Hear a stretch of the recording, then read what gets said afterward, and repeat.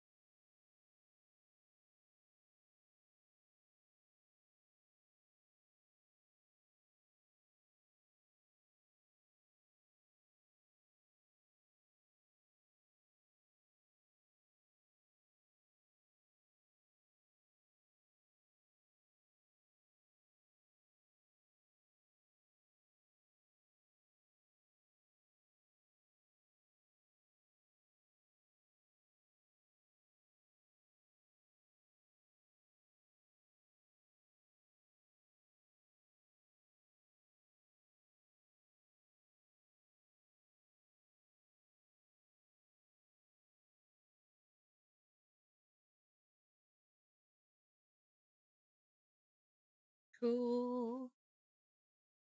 Should I have just waited for you guys to show up or something? Hi guys, just woke up.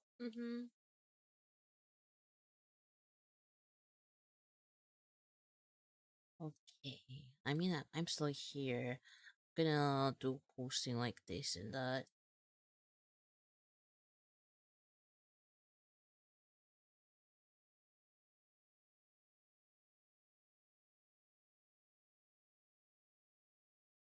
Um, what is that again? I can't remember. What the fuck? Wing tree.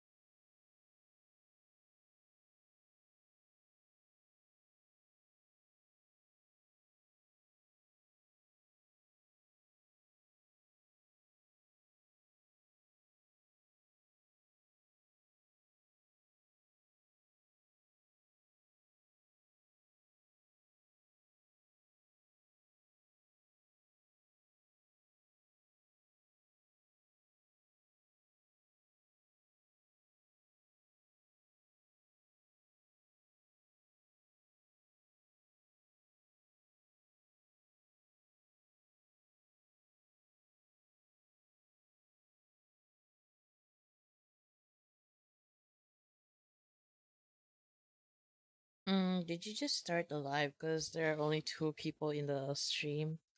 Yeah, I just started the stream. Why, double, Fedora? Yeah, yeah, yeah. I literally just started the stream. Why?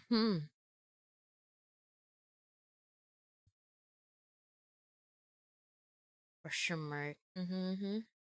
Hi, Darmish. Hi, hi. Welcome, welcome.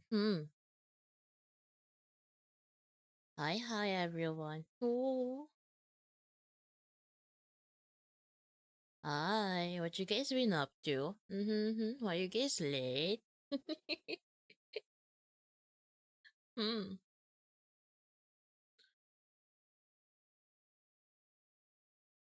So, in case you guys wondering what is this, I'm gonna play. More likely, I played the demo game of this one. Yeah, yeah, yeah. What is this debug menu? What's this? Oh, this Gobito test menu. Time is 0. Oh, okay. Maybe I should not go here then. uh, uh, uh, uh, uh.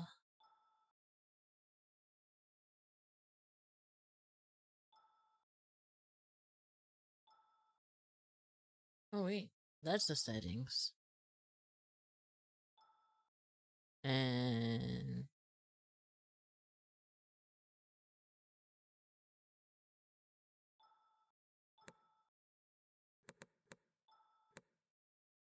okay, how the fuck am I gonna go back? Yes. Okay, so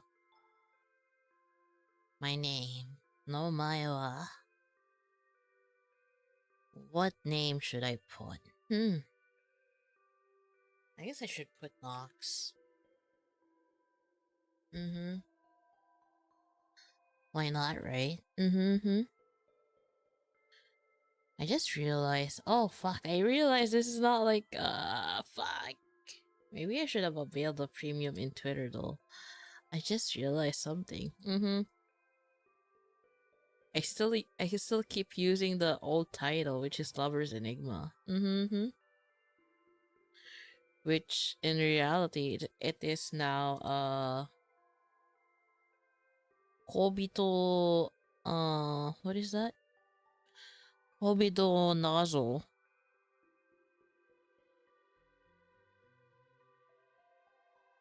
Enter. Burning.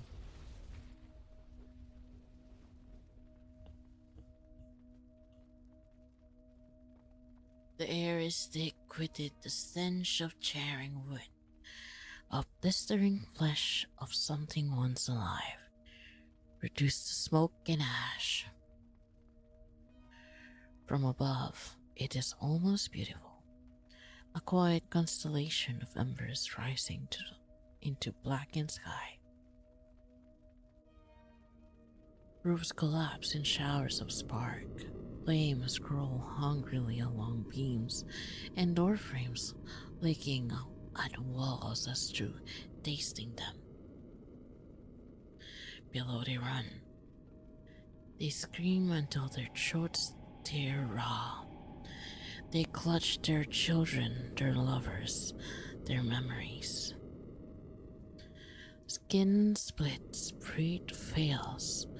Hope shivers beneath the roar of fire. They do not know why this is happening. They do not know who watches. But you do. The gaze beyond the smoke, beyond the beat, untouched by it. You feel none of their pain. You hear every cry. They are suffering so much. You could reach down and you could help them. Or you could watch. After all, suffering makes the story move. Okay, chat. Okay, everyone, for those people that's wondering, what we should do first? Should we help them? Do nothing?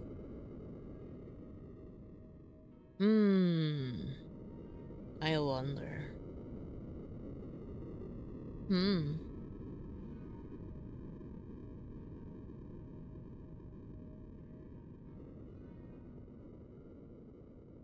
I wonder.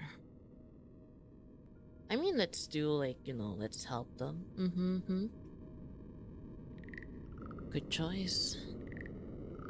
I look forward to your interference.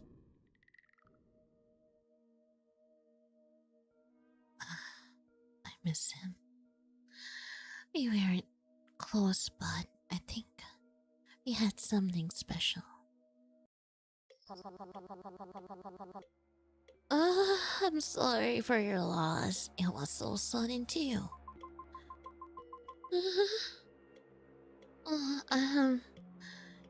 Thank you. Thank you for coming. Don't worry about it. I hope you feel better soon. Thank you. Nox, please can you get a grip? These people are here to pay their respects and you're zoning out? Please don't embarrass me more than you already have. Oh, I'm playing Lover's Enigma. Or Kobito no Kobito no Nazo. Mm-hmm. Yes, Mom.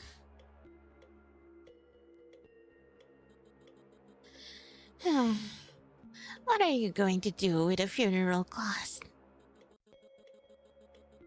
If I had no remaining family, I would never agree to the arrangement in the first place. What a mess! Her words blur together, flattening into noise. You stop listening. You try to focus on anything else. The sickly sweet smell of flowers.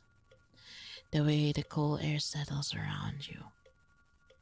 The touch of your silk kimono over your skin. But something else steps in. Voices. Soft at first, then not.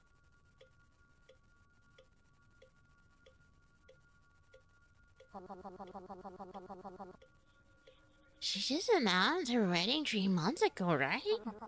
Yeah, it was pretty extravagant too, wasn't it? Such a shame. He died so soon. They're saying it was a suicide. They're talking about me. Not again. What do they know? I heard she had some kind of outburst at work. Guess she didn't take it out well. I heard from Majima-san that she broke down crying. She had to go home for the rest of the day. Well, it's not something I wouldn't expect from her. Remember what happened after our boss called her out?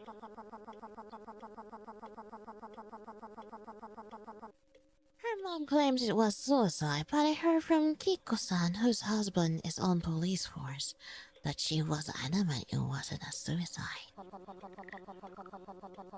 They're lying, liars, liars. Well, maybe they're kind of same person, you know? Those mentally unstable kinds. Or do you think she rubbed off on him? I mean, she doesn't look that easy to handle. Like husband, like wife, I suppose.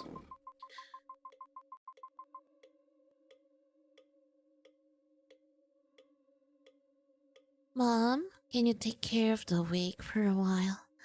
I need to use the bathroom. Again? Come back quickly. This is your responsibility, not mine. And when you're back, we'll talk about setting you up with the Ryota. He's not impressive, but what other choices do you have left? You say nothing else and hurry to the bathroom.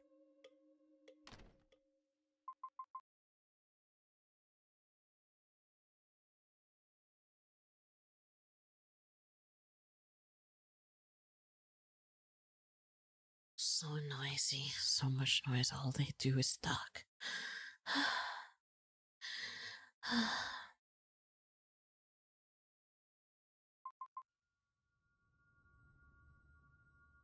It's okay.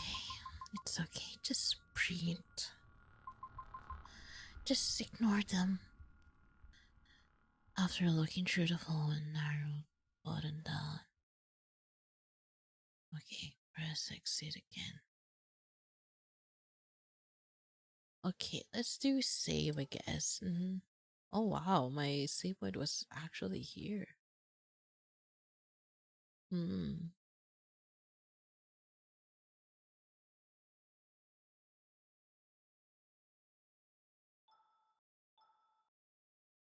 Let's go page 4 then.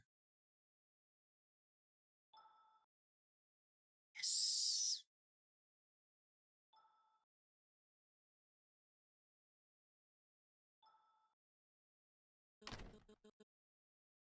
Hello, Don the shisting.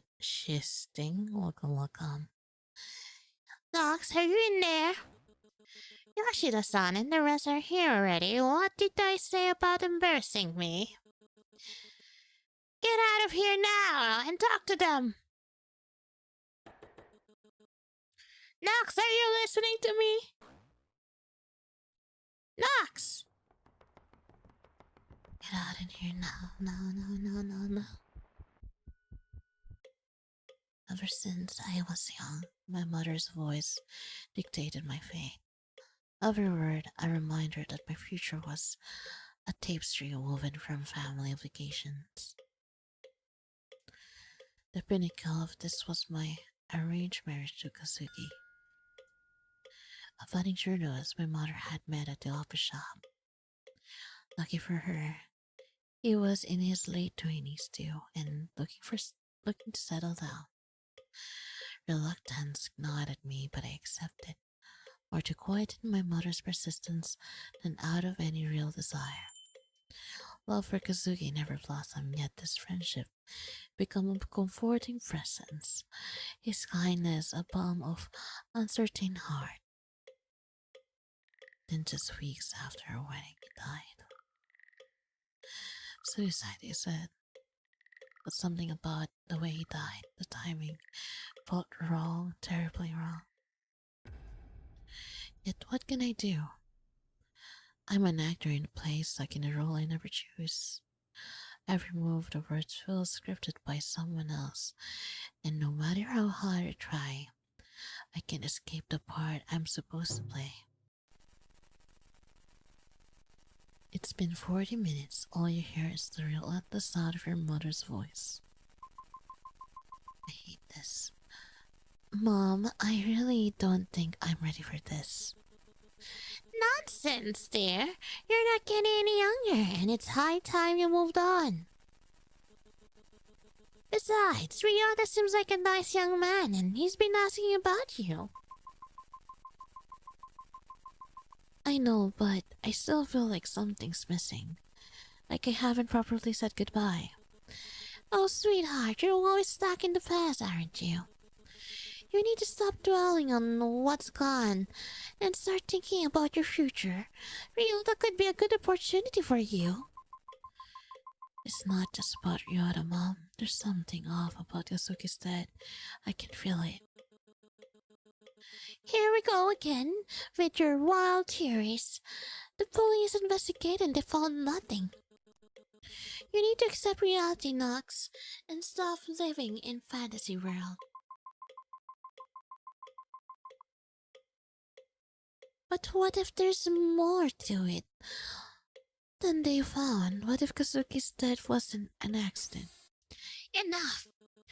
I won't entertain your delusions anymore. You need to focus on being a proper wife and daughter, not chasing ghosts. Yes, Mom.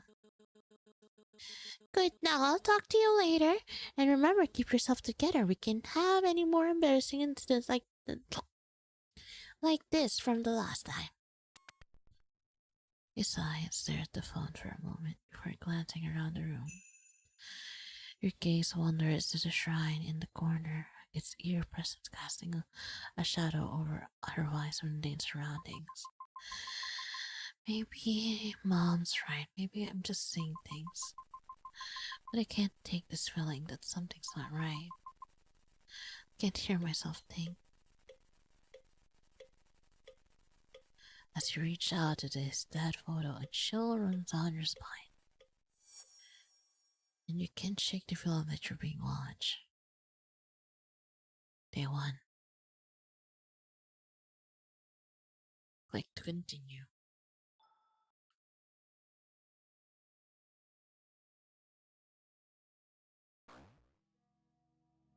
Seriously? Again? What do you mean we have to change this section? Stop wasting time and just get done with it already. But sir, our previous report stated that. Previous report? You mean the one you messed up to, didn't you? How about you try not to repeat that today? People like you should really get your act together. You really want to speak up, to tell him that this report will end up the same as the one before. Full of mistakes and delayed, all because he won't see past his ego. Anything else you would like to add? No? Good. I want that report in the end of your shift. Don't clock out till you do. Maybe you should have accepted demotion if you can't take the level of work. You swallow your pride, remembering how close you came to losing your position after your breakdown. You're fortunate not to have lost your job, but starting to believe might be a better outcome. You don't say anything, you just silently bite your tongue and shake your head. I can do it. Then hurry, finish up the report already. Don't make things any harder for me or for you. Eventually, he leaves in smug and confident, as if he's at the top of the world for existing his power and bullying those who earn less than an average income. You exhale, returning to your work, your fingers sliding across the keys of your keyboard. Yoshida-san. Yoshida-san recommend one of the spirituals from our group. He will be contacting you. Soon, listen to what he says again. Don't embarrass yourself. And don't send Ryota home early again. Make sure you go home with him. I am doing this for your own good. Damn. Not again. This is the third person she sent. Oh, greetings. My name is Saotome Haruki, but please call me Haruki. Your mother had provided me with your phone number in order to contact you with regards to your spiritual relationship issues. Are you free today for a quick chat? I promise I won't sell you anything. Looking forward to get to know you. A calling card appears beneath the message. This guy is weird, very different from the previous people your mother has sent. The usual aura of a mysterious spiritual leader is completely missing. If anything, he writes like an old man, trying to connect your younger generation somehow that makes him even more suspicious. You hesitate, thumb hovering over the screen, wondering if you should reply. I guess I should say yes. You stare at the message for a long moment, then against your better judgment, you tape a reply. You hit send and immediately you regret it. Almost instantly your phone vibrates again. Thank you for your help, but not today. God's good time, everyone. No worries. Due to my heightened spiritual powers, I shall appear at the moment it is most convenient for you. Time, destiny, and scheduling conflicts are no match for me. You stare at the screen. He's either incredibly confident, completely insane, or both. Many hours later. Remember to block after you're done. He tosses you the keys. They hit you with a desk with a sharp metallic clank. The ringing sound lingering longer than it should. You swallow another insult, pick them up, fingers curling around the cold metal. Your colleague have long since left. The office is empty. Just you and your rhythmic clicking of your keyboard. You only have one paragraph left. Then you can go home, so you type. This good timeline. You freeze, the sound of the door unlocking echoes through the office. Maybe your boss came back. You turn around. Nothing. The hallway is empty. Lights hum softly. Your mind is playing tricks on you, just ignore it. Turn back to your screen.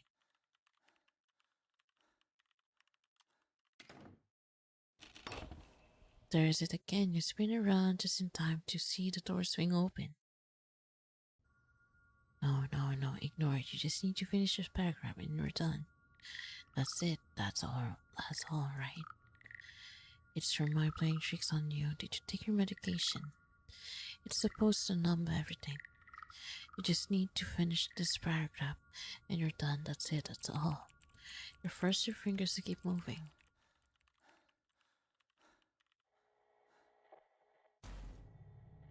You feel something on the top of your head. No, don't look. Ignore it. Don't look up.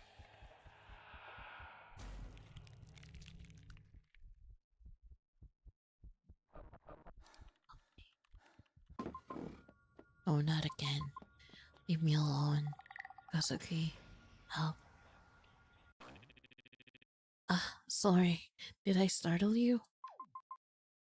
Ryota? What are you doing here? I thought you left. I did. But I said I'd be back. Your lips are plastic, looking a little sheepish. I went to get you a dinner. But all the stores are closed, so...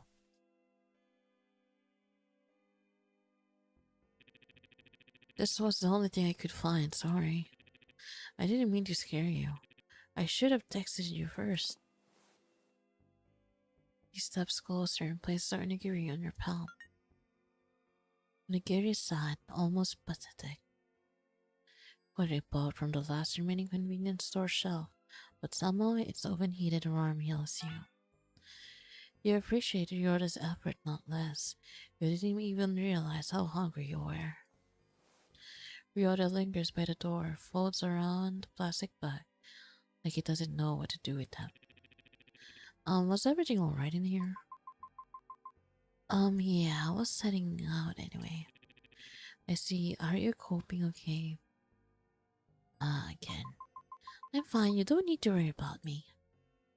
Your tone sounds sharper than you intended, edged with irritation. Maybe it's selfish for you to think this way, but there's only many unintentional looks of pity. Black became an orphan. Oh, thank you for becoming an orphan. Looks pity of superiority you can take in a month. I didn't mean to overstep. He lowers his gaze, clearly chested, fingers curling into the plastic bag. I just wanted to make sure. No, I'm sorry. I didn't mean to get so defensive. There's an awkward silence. Then he clears his throat, the tension in his shoulders easing a little. Shit, you did it again. You push away someone who cared about you. I know. I can do this. You don't need to worry about me, Ryota. Thank you. Is this the right thing to say? You don't need to keep thinking about it. Deep down, you already know the answer. Well, how about I walk you home? Not because your mom insisted every time, but I just want to. You're my friend. We used to walk home together all the time. Didn't we, back in high school? Though it might be nice to do that again. You hesitate, guilt tugging at you, or how snappy you were earlier.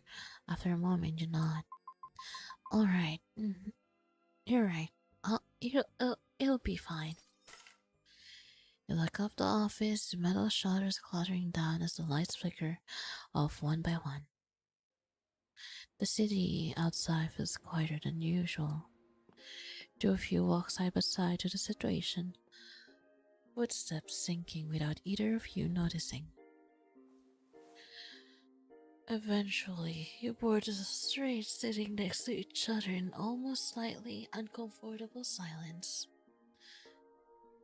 You stare at the window, watching the dark blur past, trying to think of what to say. But before you can gather the courage, Yoda speaks first. You know, the whole fake dating thing. I figured you still have some reservations about it. But I thought if I agreed, maybe I'd take some pressure off you.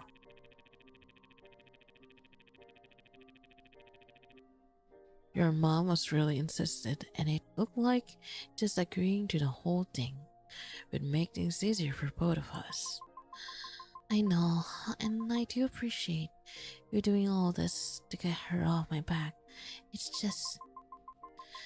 It felt like you just went along with it because it was earlier than standing up to my mom. The hum of the rain fills the space between you. Shit, you said something unintentional, rude again. It is hard for me to stand up to her. She helped my sister and I a lot, so when she asked, I really thought it might make things easier for you if I went along with it. Well, dating part might be fake, but I do care about you regardless. The part is real. Right on cue, in a stroke of cosmic cruelty, Ryoda's phone begins to ring. His expression stiffens when he sees the caller ID. He glances at you for a moment and forces a small, apologetic smile. Sorry, it's your mom. He steps a little aside, posture straightening his answer. Yes, ma'am. She's here with me right now. Yes, I'm taking her home. Yes, I understand. He nods faintly, even though she can't see him. The seminar, yes, I'll think about it. Hi, Golden Dragon. Hi, welcome, welcome. Yeah, today I am playing a visual novel that has a horror, psychological horror into it. Hi. How you been doing? The summer, yes. I'll think about it.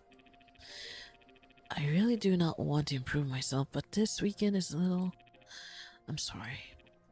I'll do better. Yes, ma'am. She'll be home soon. Take care. He ends call, his hands lingering on the phone a second too long. Ryota exhales quietly, gaze drifting downward. Sorry about that. He hesitates and looks back at you, forcing a lighter tone that doesn't quite reach his eyes. You know how she is. Have you seen the new Moremon movie? I heard it's surprisingly emotional for a cartoon wrote in with that much whimsy. No, this is not a Korea version, okay? It's in a Korea. You two step off the train. You just spent the last 10 minutes talking about the new Moremon movie. You didn't think he was still a big fan like he was in high school. But it seemed he has a room in his heart. The strange rodent creature you always thought looked like little off. Then again, it's been a while since Ryota looked this happy. Ryota blinks, suddenly realizing how long he's been talking. Ah, sorry. I rumbled again. He looks away, a faint flush creeping up his ears. No, it's fine. It reminds me how you used to talk back in high school. Well, the next time, I'll listen to you ramble about anything you like. Okay, General, gotta keep my sanity high. Get your schizo meds. Dumble, increase, get incense or Kazuki. Live incense or Kazuki. Okay, let's go temple then. Or shrine. I think temple. Alright, I still need to run around a few errands. I don't want to drag you around the town or boring stuff. It's okay, I don't mind. I don't really have anything better to do anyway. I don't want you to feel obligated to call me over and walk home.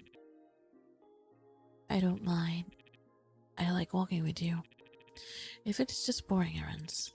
Besides, if your mom calls, I'll probably be easier to explain why you're out so late if I'm there too. I suppose, if you insist. Well then, where should we head off first? I suppose I should head to the pharmacy first. Pharmacy. Room smells like antiseptic stale candy fluorescent lights. Home overhead too bright for this late at night.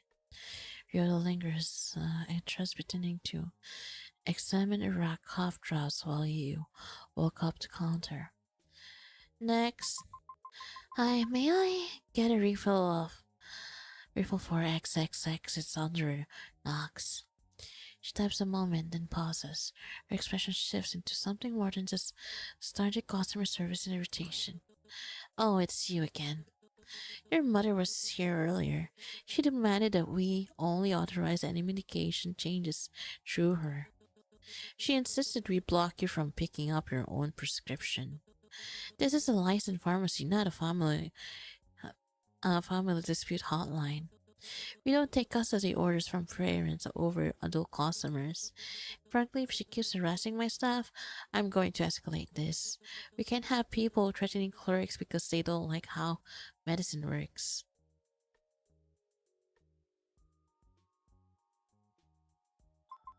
I'm sorry about that. She's difficult, but this is my prescription. I really need it tonight. Look, I know this isn't on you, but your mother comes here, disturbs our patient every time she flares up on us.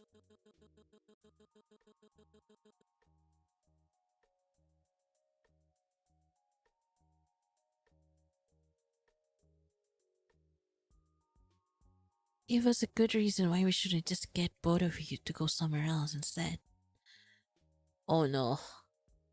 This is a slot machine. You need the 3 matches, but you're instantly high, you'll need 2 to match. So make sure you keep sanity high for an easier time. Press spacebar to start playing and click on the lever.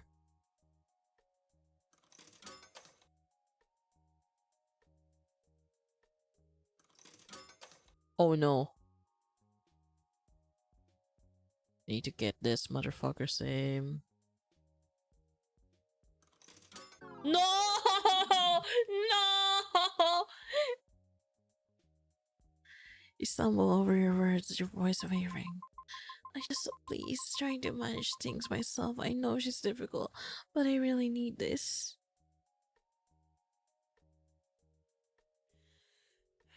Pharmacist sighs. Okay, I don't want you to start groveling. Just take refills and leave. She slides the bag across the counter a little too roughly. Next time, please get your family sort their mess out somewhere else. Yoda steps away from herself as you approach. Everything okay? Yeah, just the usual. You look away, pretending to adjust your bag. Yoda hesitates, clearly wanting to ask more, but stops himself. I see. He doesn't press. Instead, he full steps beside you. As you leave the pharmacy, the automatic door sliding shut behind you with hollow chime.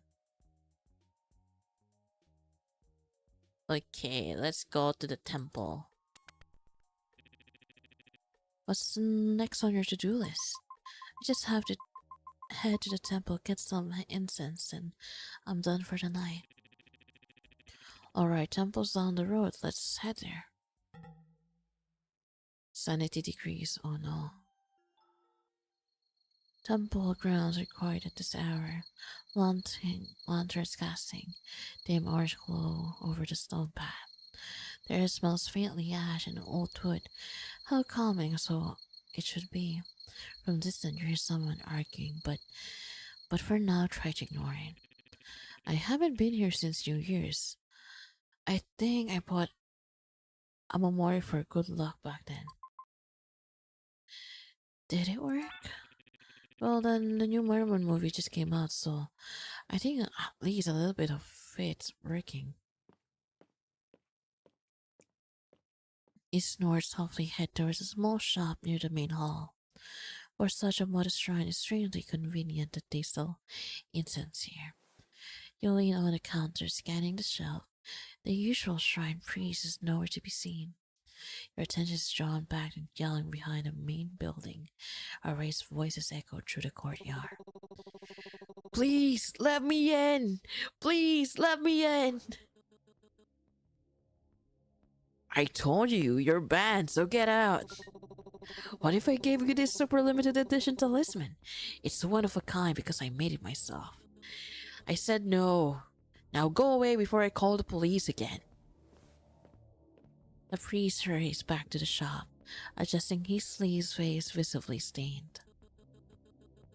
A visitor. So sorry about that. How can I help you? Incense, please, the usual. He nods quickly, reaches under the counter, handing you a small bundle. The beast suddenly freezes, eyes widening as he looks past you. Hey! What did I say about entering the temple? Please hold on for a second, miss. The priest paused the counter again, running towards the direction he was looking at. I swear I'm going to make this the last time. You pay, step away with incense. Does this usually happen? Well, I think this is the first time I actually process how strange all of this is. I guess every shrine has its regulars. Strange towns, strange people, but at least you got what you came for. Okay, I think I'm done to go out. Okay, I think I'm gonna go home. Alright, my tasks are complete with just enough time to spare. And just before your mom called too. Erdo 102 became an orphan. Thank you for becoming an orphan. Mm-hmm. You and Ryota step out for the lower street.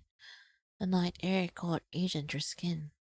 The previous chaos from the temple before slowly fading into the distance. At least until. Wait! I thought my spiritual powers had failed me, but it seems I have managed to catch you after all. You freeze as someone's kids a halt in front of you, nearly tripping over his own feet. Hello? Ah, the vibe around your home are not immaculate. I can already sense the bad spirits wriggling around your body. We're not at my house. What are you even talking about? Ah, sorry, I was thinking reading from an earlier draft of this interaction. I mean, ignore that. What I meant to say is, your aura is exceptionally poor. Do you find yourself more nervous, more stressed? Is your hair falling out than usual? Fear not, I am Sawatome Haruki, exorcist extraordinaire at your service. But please, call me Haruki. Who the hell is this guy? You stare at him. You were shaking earlier and now you're just baffled. I bet you're thinking, who the hell is this guy? Fear not, your esteemed mother has employed my services to assist with spiritual disturbances blocking your dwelling.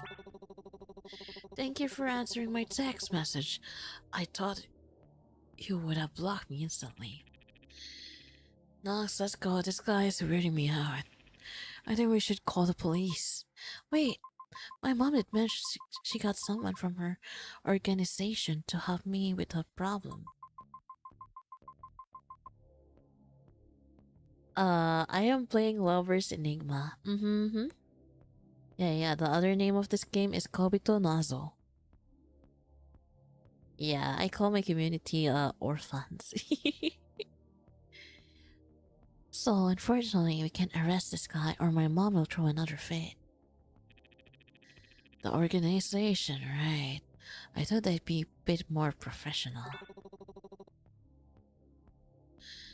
Excuse me, I am still here. Fear not, my reputation precedes me. While some may doubt my methods, I assure you, I possess genuine spiritual prowess. Prowess? Should it not be like powers? He dramatically thrust his hand into his pocket and slammed something under her palm. Behold! It's a talisman. A very crudely drawn talisman. The ink is smudged, the symbols look suspiciously handwritten in marker. Maybe you shouldn't take these things from a stranger, people. Haruki recalls in mock offense. Hey, this is a real deal. Handcraft, artisanal, spiritually aligned with all that is good. He beams at you. Go on, take it. You hesitantly take the talisman. He feels your arm and suddenly a warm body heat warm. Thank you for trusting me.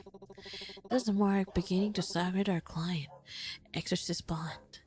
Yoda looks at the talisman again, then at Haruki.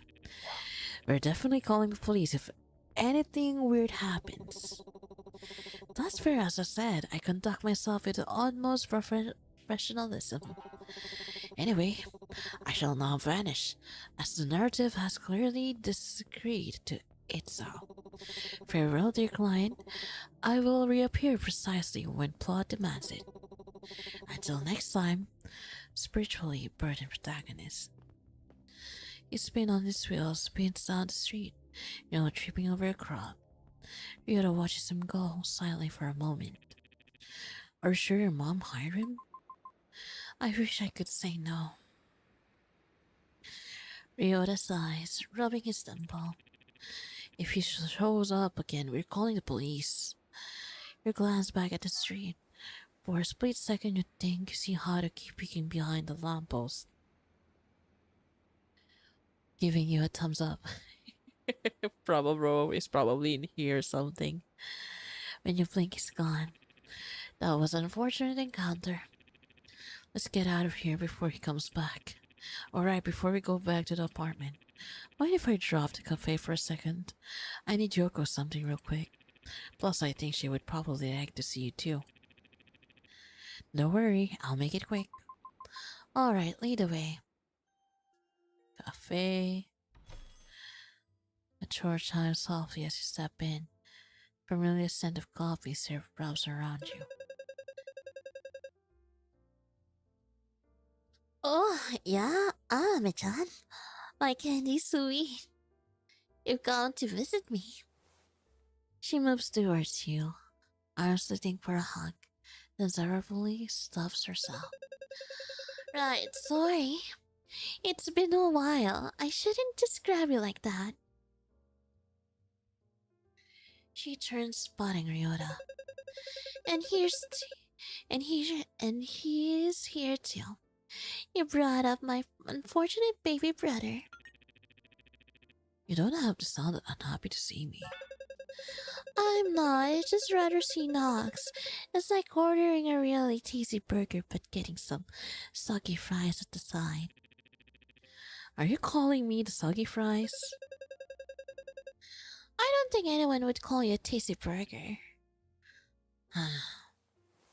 Yoko leans across the cafe table, chin resting in her palms, staring at you with an exaggerated sigh.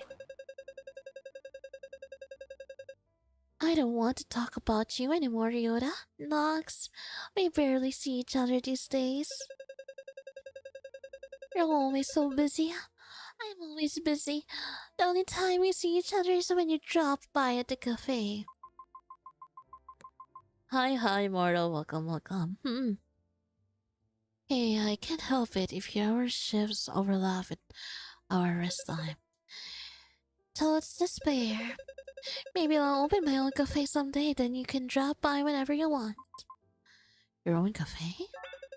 Yeah, it'd be maid cafe. I didn't think you were a type of work as a maid. You say that I'd be the maid, I'm the manager. You're the maid. Me?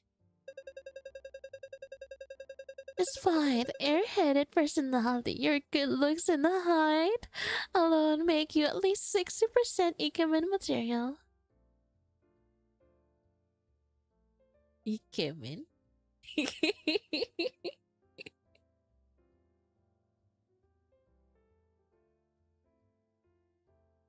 Oh, I see.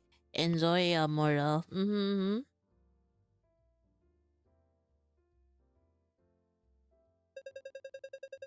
Of course, we'll need a proper costume, a treasury type. Obviously, maybe a Genki one too. And of course, a charming prince type. I don't know what any of those words mean. You can be airheaded type. It creates gap more with your serious outward appearance. I feel like I should take that as an insult.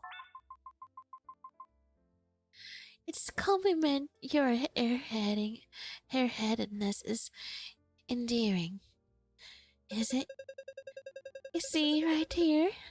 That's your thing, the soft, confused, airheaded energy. Alright, when you open the cafe, I'll work few shifts, but I demand 100% commission rates.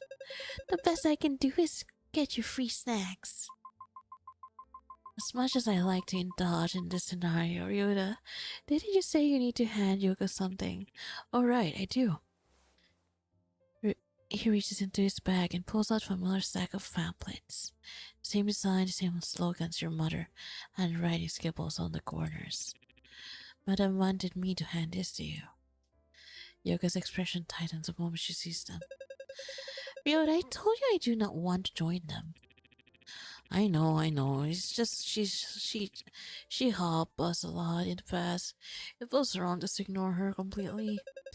But she never used to be like this.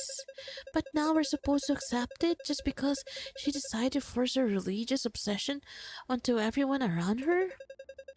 I'm sorry, but I don't think I can accept that. I just think it's only right to entertain her a bit. I think it's more rude to tolerate her antics without any intentions of joining. You're giving her hope that you will follow her path. Maybe I'll start considering. She takes the pamphlets away, gripping them tightly. I'll take this for now, but if you give them to me one more time, I'll rip it out every single strand of hair on your head. I'm just trying to be filial. Right. Hi, Chris. Hi. What's wrong? Why you look sad? But at the expense of everything else, really showed a small sound but enough to cut through the tension. Yoko blinks, then looks at you properly. Ah, sorry, Nox. Yoko forces a smile and moves back behind the counter. Sorry, I had to see that.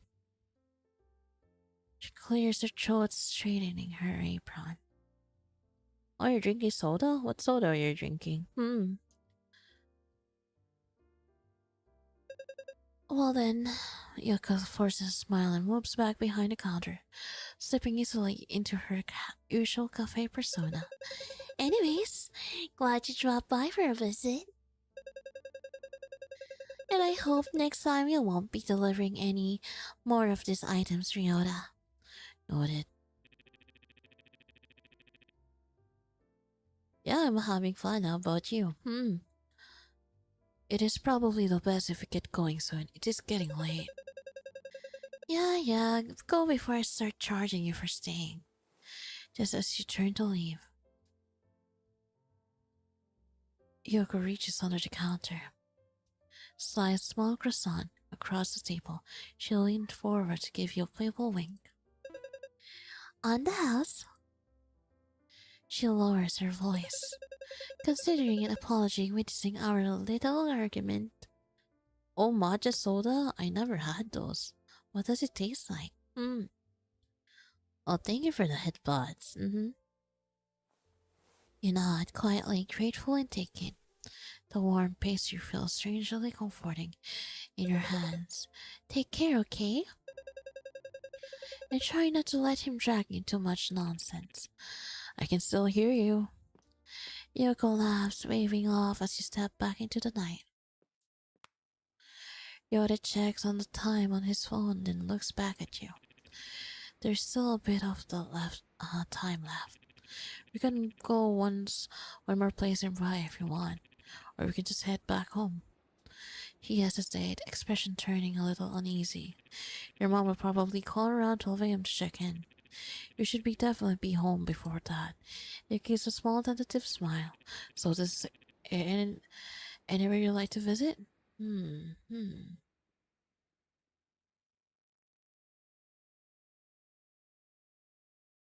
Okay, let's go to the riverside. Alright. You can take a short stroll there, but are you sure? It doesn't finish a sentence, but you know what he means. You're not. Yoda exhales quietly. Okay. The path to riverside feels longer than you remember. The city light reflects faintly on the water, rippling in slow and even patterns. It has been a long time since you stood here. Not since the day police called you down. Not since the rain blurred everything until the world felt unreal. At least it's not raining now. You stare into the water. Your reflection looks distant, like it belongs somewhere else. Yoda stands beside you, and after a while, He speaks. If you don't mind me asking again, how are you holding up these days? As well as best I can, I suppose. He glances at you, then quickly looks away. If it is too much, we can go somewhere else. You shake your head. It's fine. It's just weird to be back here.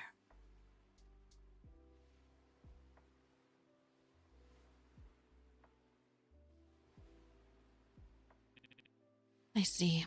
Does it still hurt? Hmm. I don't think there's a right answer to that.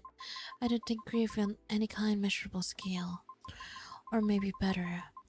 It's everything feels so sort of numb right now. Like I'm going out through these emotions. I understand it felt the same way too with my parents. Okay, let's go save.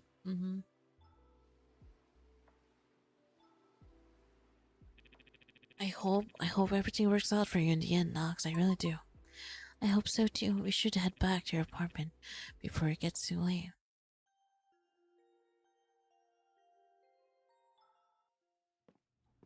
You step in the hallway, fluorescent lights humming softly overhead. It seems our journey has come to an end. And I will see you tomorrow. Make sure you get some rest. You dare stop that! Huh? I think the chaos today will never end. You both look towards the commotion. Near your apartment, a familiar figure is crouched to the floor, tapping paper talisman to the wall. He owns the place. Another familiar figure standing over him, arms crossed, expression visibly exhausted.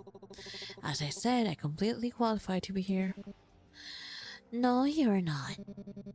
As far as I'm concerned, you're suspiciously person that warrants a police report.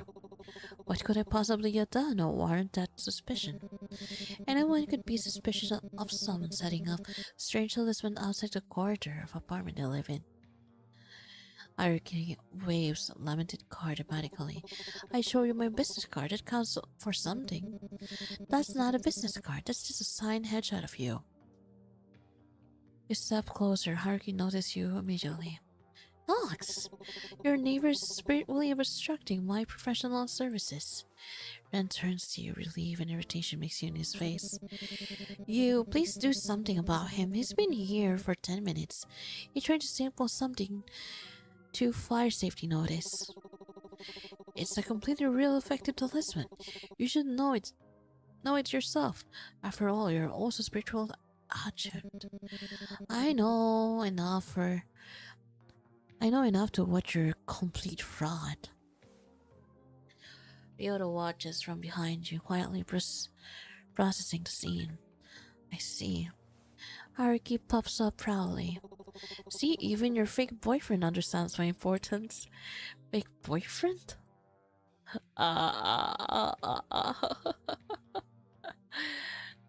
Maybe I should ask if everything's alright. Is everything alright? What does it look like? Yes, everything is perfectly fine. Spiritually under control.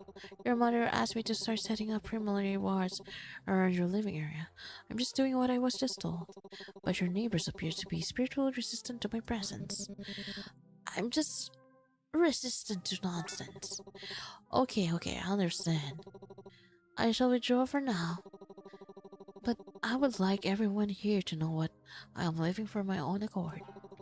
Not because I am threatened by the sheer number of spiritual and unappreciative civilians present. Please go. I'll return. The spiritual vibe are more receptive farewell.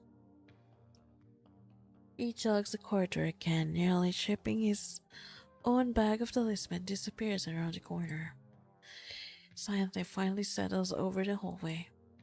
Ryota looks at you, equally confused. I'm so sorry, did not expect that.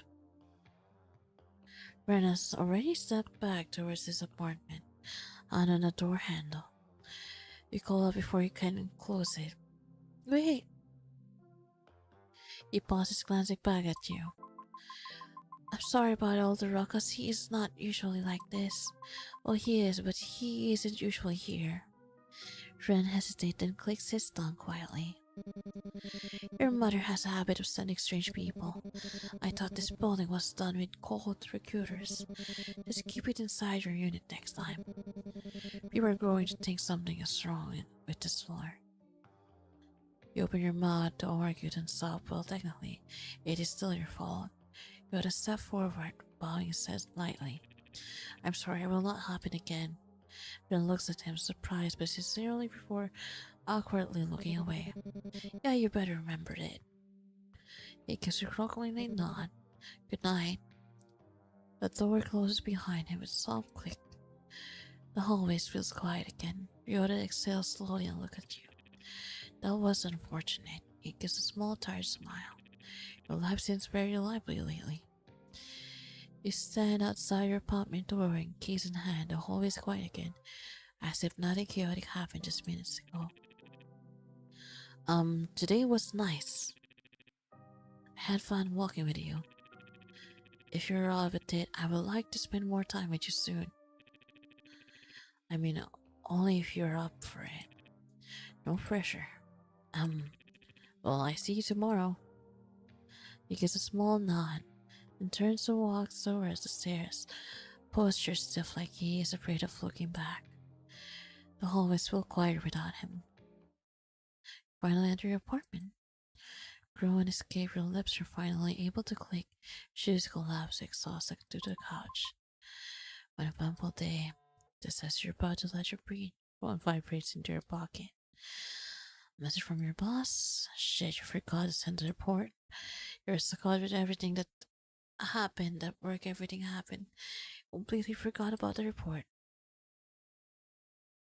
You better arrive early tomorrow to submit it, or I'll have the choice but to write up you again. You sink down into the edge of your couch, over your face, both hands. Exhaustion finally catches you off with you. We can deal with it when there's just so much going on. Both him and my colleagues. Everyone looks at me, same pitiful yet annoyed expression. They gossip behind my back, yet every time they see me, they offer some unnecessary advice. It'd be so much easier if they just told me straight up to my face that I'm weak. And Ryota, I bet he thinks I am. And Kazuki's, he's dead. I just need to keep it together somehow, then it'll be fine. Can't fall apart now, not again, not with everyone waiting for me to fall. Maybe they're alright, maybe I'm weak, maybe I deserve their looks, their gossip, maybe I deserve all of it. No, not again. Kazuki? No, that's the real one. Not, it's not again. Nox, open up right now. Suddenly your mother's shrill voice bursts through. Mom? You're both fumbling in the door. Finally, do you have any idea how many times I've messaged you? 10 times, and not one reply. Sorry, Mom, I was busy at work again. You were supposed to answer before midnight, and yet you are, ignoring me like a careless child. You're lucky I haven't been nearby checking before. Who knows what could have happened?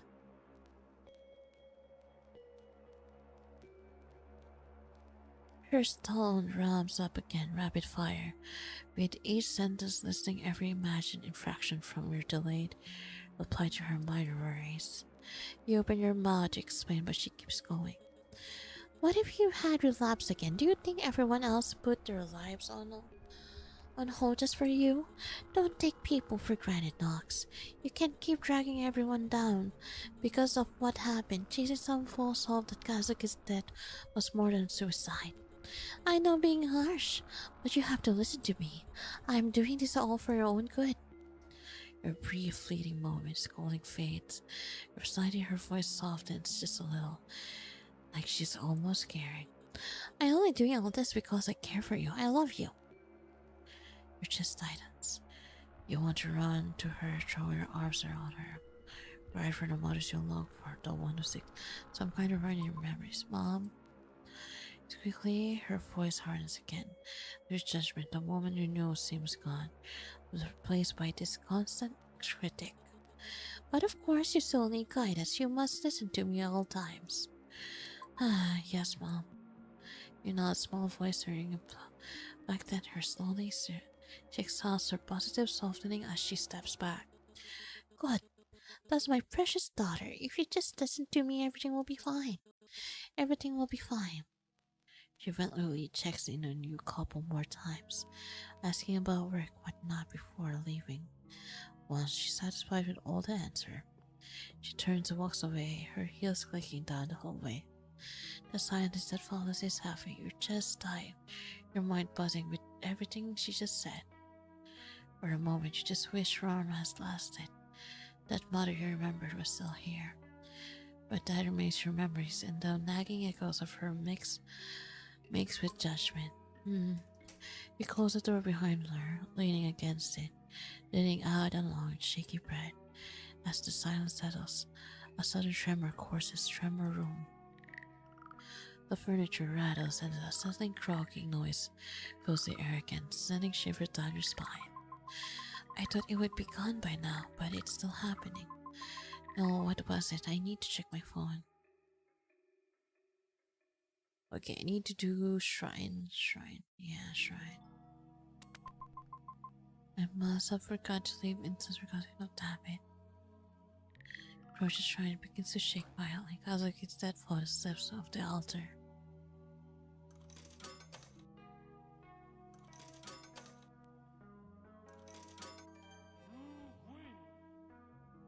Your photo just in time, blushing and silently stare at it. You hear your soul beating loudly in your chest.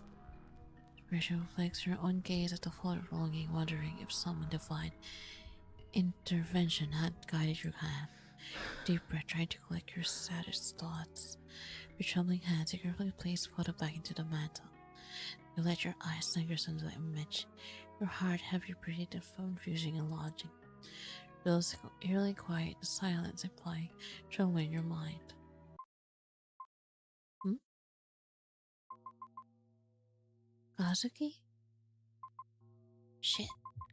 I'm losing it again. It's not good. I need to calm down. I need to calm down. What did she tell me? What was it? The bathroom. Yes. I have to get to the bathroom. Normally, you would get actually help in order to keep yourself together. That's not an option for you, at least not now.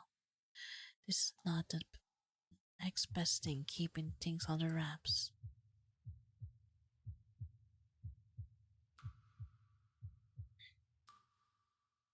Okay.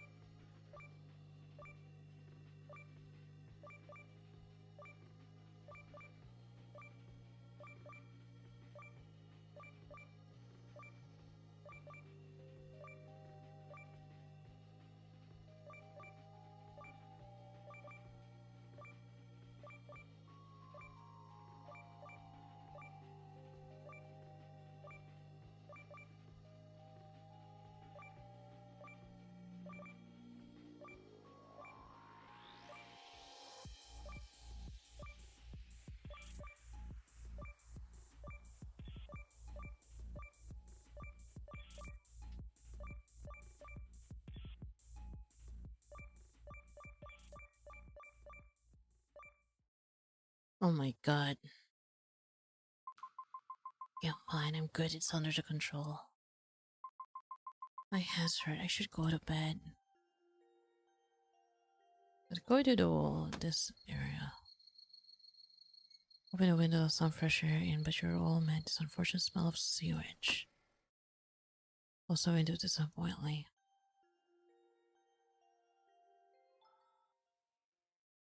Ready up his shrine to sing off the remains, make it just adjust and incense laid out for him. Offering. Last memory of him has been cleaned by the river. The only proof he's only gone. And yet, even now, what if he wonders, was it really a goodbye? A message left behind? Or keep your heart open and seek out Listen, you would never say something like that, you know it. No matter what your mom or anyone else say, your mother knew you were still having these thoughts she'd be forming. Deep down, you know she was trying to tell you something, something you couldn't say out loud. You take the note in your hands, the paper trembling in your breath. You can give it up, not yet. A few of you dismiss it for a reason. You want you to find the truth, and you will.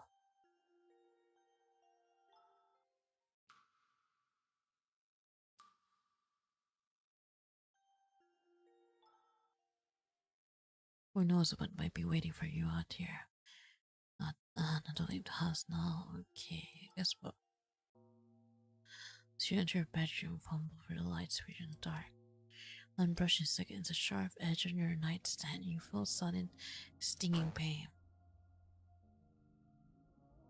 You pull your hand back quickly, but it's so late. A small deep cut begins to bleed. Shit! You grab your towel, wrap it out around your hand, pressing into the deep cut, trying to stop the bleeding. Your vision blurs a little as you whine from the pain, which is where you see your weird symbol from red mist from the blood spatter. Your boyfriend, your husband, your exes, even this stupid apartment, seriously. I wish mom stopped meddling with my business. Make me do all this for her. Just as you say that, your phone buzzes from the glow on your screen. You read it all words to your red message from mom. I'm exhausted. I need to sleep. I can't do it anything anymore. Sorrells with afterthought today. Mother goes, boyfriend, husband. Duty seems choice. What most important? You. Do your choice matter? You can just help but worry about yourself. You can sense that things are changing, and no matter what you do, you can't stop it. You don't want to sleep just yet. There's so many things to do. But your eyes just give out to stay there on your own bed. Your thoughts are finally quieting down, and all you hear is the same surrounding sound of drums. Every night the dreams return, the dark muddled heavy. This time it's that newspaper again. The pages yellowed at the edge of self awkwardly like someone had tried to forget it. That article sits tucked away in the bottom corner. Hi Nakamoto-san, hi. Read it the weather besides an ad for a broken appliance, barely noticeable, like it was never meant to be seen. Headline floats up through the haze, bold and sharp, while the rest of the words died away like oiled water. Another dead at the river shoe recovered at the scene, second such case in this year. Small type, no photos, just enough ink to say someone died.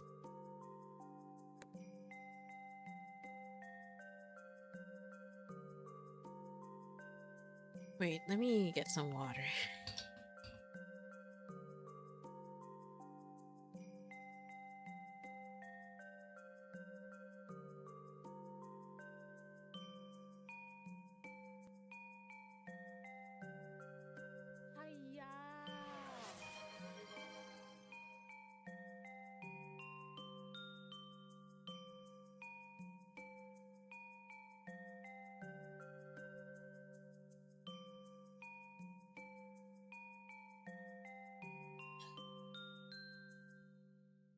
Okay. Hi, welcome.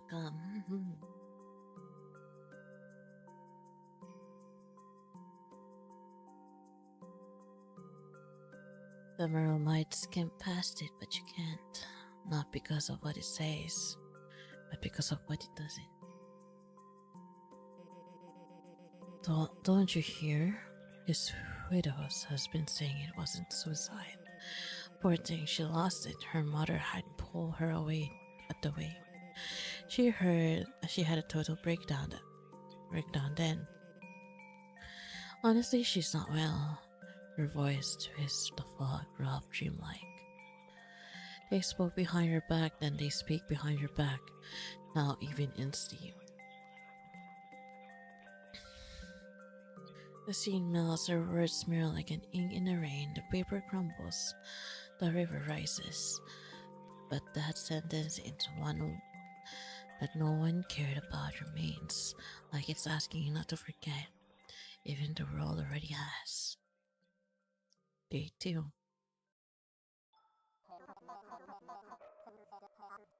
Curse heart, bound by desire. Everything is a curse.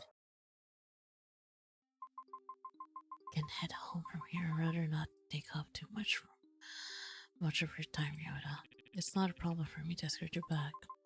Oh, it's just that I have to get some stuff on my way home, dinner and such. I won't insist and have a safe walk, Knox. Yoda leaves you behind towards the cafe. Maybe he's just visiting Yoga before going home. Keep yourself together, Knox. Just follow your routine. It will be okay. Just remember, just do as I say. Yeah. Mm-hmm.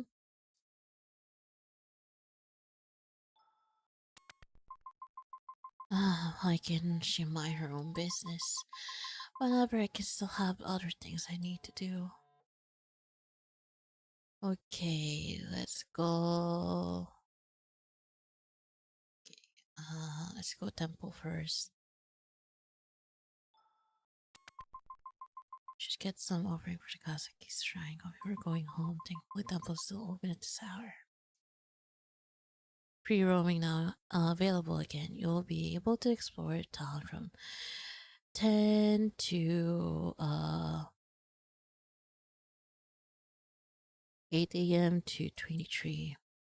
During this time, you'll find mail leads across this map beside several locations. You'll be able to interact with them. You can also interact with various other townsfolk inside interaction. However, they won't wait forever. Some interaction will disappear after a certain time, so choose wisely. Additionally, any interaction involving the main characters will automatically advance time by an hour. Plan your night carefully. Okay. No. Let's go to the pharmacy first. I've just been having nightmares. There's been some kind. Noise in my head, hearing things. What I mean, so. This tend to happen during a level of stress, lack of sleep. Lots of nightmares when you're able to sleep. Have you been regularly stressed out? Just meds. Sleep, work, backward. Been trying to get enough, and my work hasn't been bad lately. You've been having enough rest and work-life balance.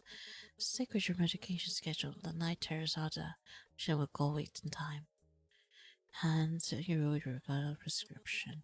Or if they get worse, please come back again. Ah, fuck. No! There's nothing else. Please sleep so. Okay, fuck. Why have I been not so, Oh my god.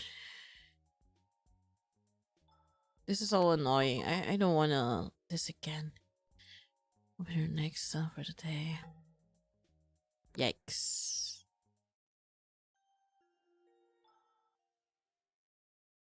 As you approach the temple, you see Haruka being hastily escorted by an irritated monk. Seriously, stop handing out business cards to people trying to pray. This is a holy ground, not a business conference.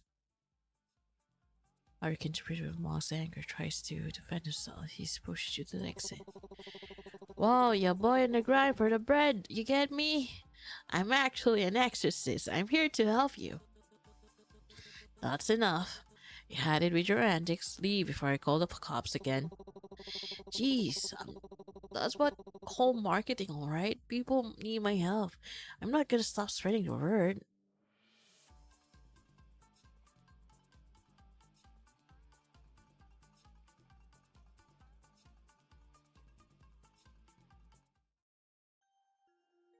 Yeah, so that I will have more time.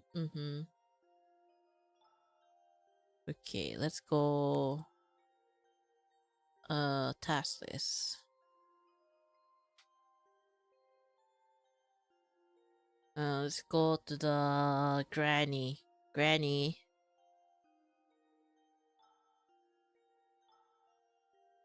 Let's go to the granny's area.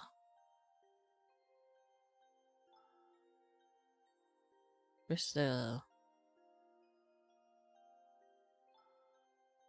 What the heck?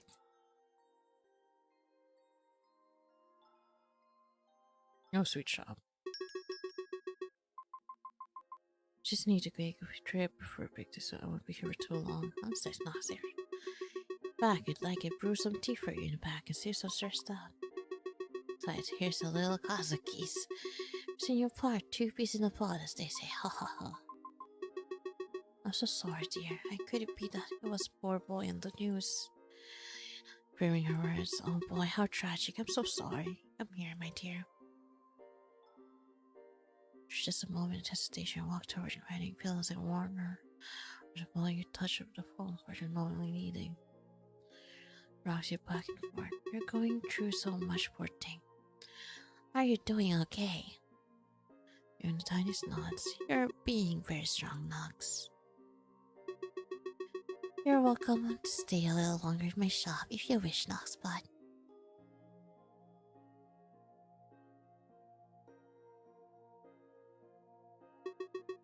Please have this.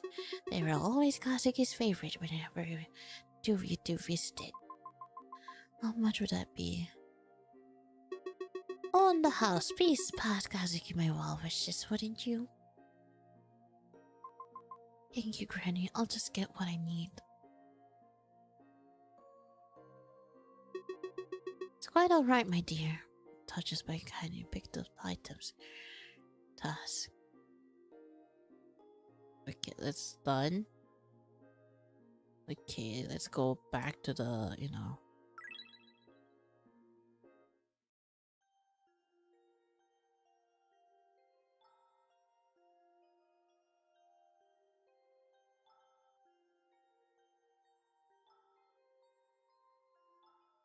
Can I go back?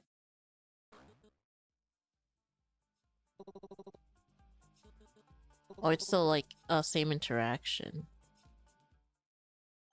Okay. Did I just waste my time on that? Fuck.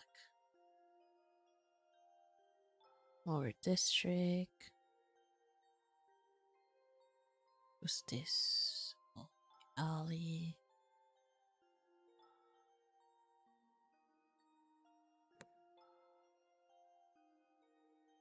I'm kind of sad I wasn't able to get the incense what I need.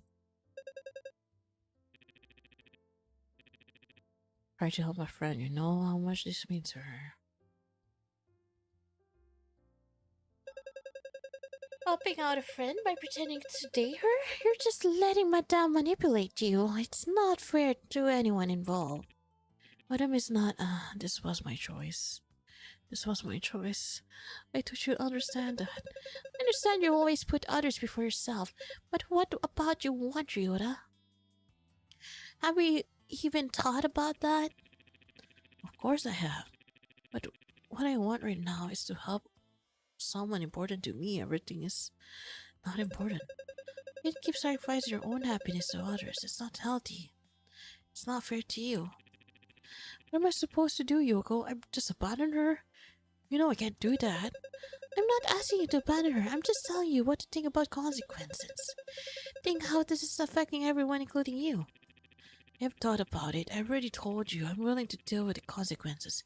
If it means she gets the help she needs. What if the consequences are more than what you can handle? What then, Ryota? I can't deal with this right now. As he turns out, Yoko's finally calls out, holding you. Her unhappiness being unable to follow Ryota outside is evident. Trace of apology in her eyes. I am Yama-chan, sorry to see that. How can I help you? It was really helping today. Haha, it's nothing. Glad you liked it. It's about you, Yuri. I seem really upset. Yoko winches. I'm sorry you had to see that. She's just being difficult. It's just I'm worried about Ryota and this whole situation. You know, it's not really entirely fair to blame you or him. But I can't help but feel like everyone's forced this awkward position because of Madame's demands. You both deserve better than this, so I can't see why you're going along with it.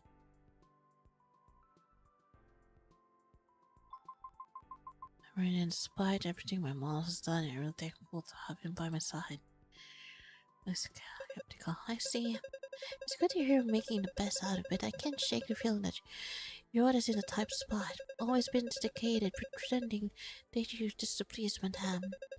I'm worried about how much this was taking out of him. Yoda always pretends to he knows what he's doing. I can see through it, but you, Amachan, what do you really want to do out of all of this?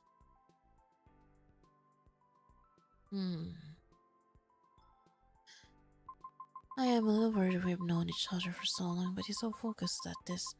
I feel like I barely know him anymore. I see, do you trust him? Do you believe that he really knows how to handle everything what's going on? Chewy's respond with Huz, hoping you know you're feeling and reassure herself. I guess sure. In that determination, yes, I do trust him. I believe he has handled things. Believe a moment, but concerning Cloud's expression again. That's good to hear. Trust is crucial, especially in such complicated situation. But remember, if you trust him, it's important to him to open and honest with you. Sometimes what unsaid can be just as important as it just said. Look aside and look in trouble. I've been trying to get Ryota to open up about how he's been feeling. Just calms up. He's trying to read a closed book. I really wish I knew what he was going on in his head.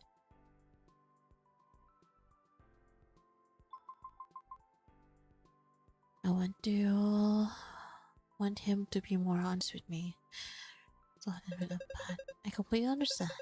If you manage to find him, you could talk to him for me. Just see if you can get him to share what's on his mind. It would mean a lot to me. Yoko looks like she's about to say something, but is quickly caught up by the sound of her coworkers calling her in the kitchen. She gives a small pathetic smile, like I need to head back to work. I'm really sorry about this, but we can sort things out with Ryota. Remember, if you need anything, just let me know.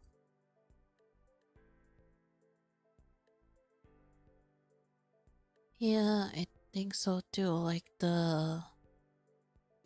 this. Yeah, I think it's also hard to make.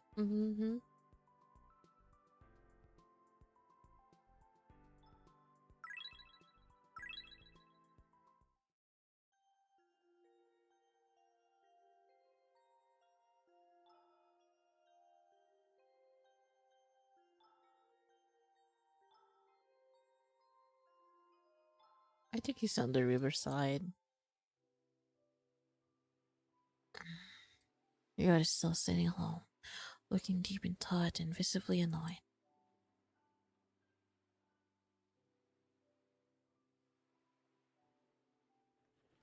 Takes out a small plush and squeezes in, sighing deeply. The plush is pristine looking very one.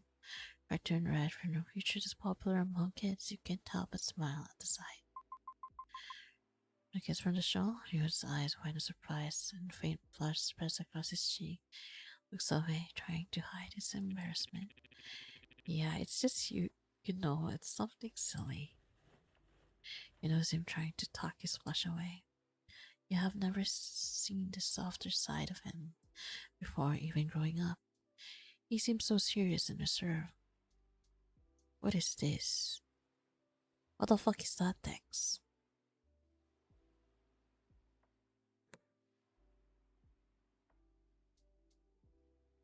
Okay, my phone.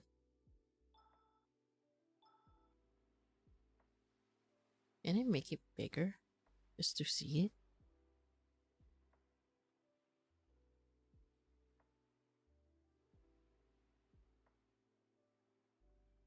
Sorry, Max. Just need to see what's going on.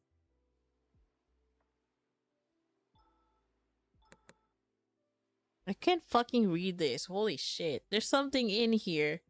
I can't seem to read it. Oh my god. I tried like zooming, like my best zoom. Does that make sense? Fuck.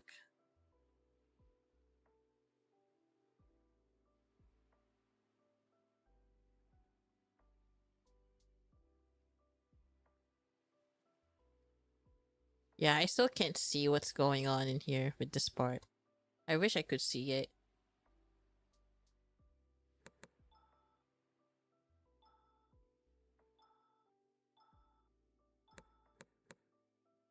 You would hesitate, torn between continuing conversation and changing the subject. Anyway, I should probably get going soon. It's getting late. Should get some rest. Since in the blue moon moment, you're not ready to let it go just yet. Come on, just tell me more about Mermon. Did you win it recently at an arcade? Besides, realizing you're not going to drop the subjects, he looks down at the plush, his fingers tracing out the seams on it. Yeah, I did. Just a few weeks ago, I saw it in an arcade and reminded me when I was a kid. It wasn't a good distraction from everything else. His voice softened as he reminisced of fondness evident in his eyes. Why do you think it's silly to keep this now?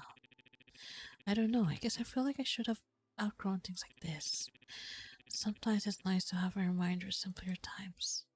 Reach out gently Mormon's ear, feeling the soft fabric under your fingers. You think it's silly to cling into something like this?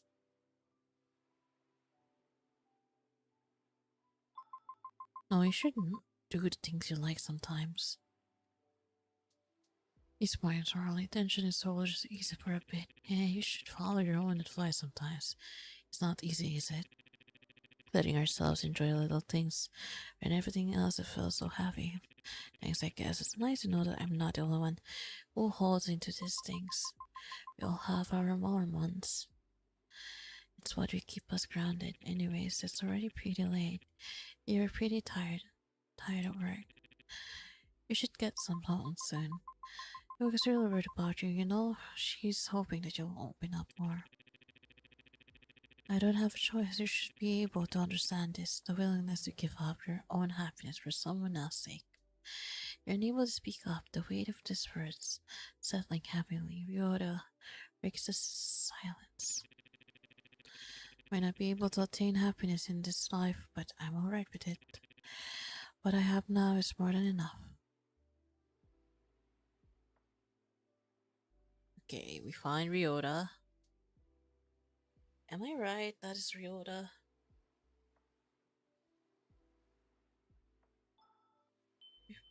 Ryota takes you home in silence with a night, hair cold against your skin. Sanity increase. Affection of Ryota increase. There's the door. Voice calls from the other side. Hello, is everyone home? But now, the door, when you open it, you meet a woman standing there in a formal manner. Have you found salvation through Hiroshi no Kami?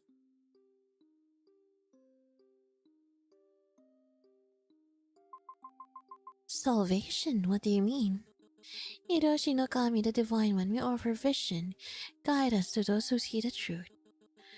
He is the light in the darkness, the savior of lost souls. You seem like someone searching for an answer. Why not explore what he has to offer? Embracing his guidance might bring you the balance and peace you need to keep things in order. After all, in the midst of chaos, true balance is through all the light of divine. No thanks, I don't really want to. You try to close the door, but the cult member wedges in the hand to the cap. I understand you're reluctant, but Hiroshi the Kami light is too important to ignore. This path offers salvation and purpose. Turning away now means missing out on profound truth. Please consider, our door is always open, but the time to accept this guidance is now.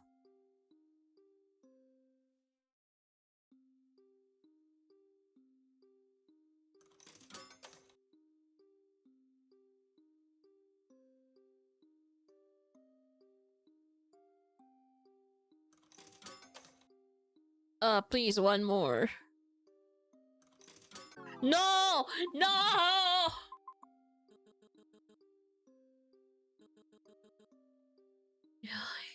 Or never, you don't seem to be enough today. Oh my god. I don't need any research. You need more. You need a real family. If Hiroshi Nakami a chance, then you will have everything that you desire. It is likely Hiroshi Nakami chooses his followers carefully. If you open your heart to him, he will reveal the path to enlightenment. Would you like to learn more about his teaching? I'm not sure. Wait, this is... Before you can say anything else, the woman steps closer, her eyes intense, unwavering. You must open yourself to him. Let me help you. You'll understand. She mostly reaches out and forcefully grabs your hand. Shock courses through your flooded memories, not your own overwhelms your senses. You see a woman crying. Her face is fixed of sorrow, desperation, grasping the memory lingering. Don't touch me! You stir her palm as her last night, a tingling sensation. You look back and the woman sees her smiling, broadly, unsettling, serene expression. Thank you for accepting Hiroshi Nakami into your life. His light is now within you. May Hiroshi Nakami light guide you always. Oh no. Fuck that Hiroshi Nakami. What a cult. After a long day, decide to visit Kazuki's shrine compared to the day before still relatively neat. Should take care of him first. Perhaps some instance from himself would help better, but get it for next time, okay, Kazuki? I really wish I could, but it's late.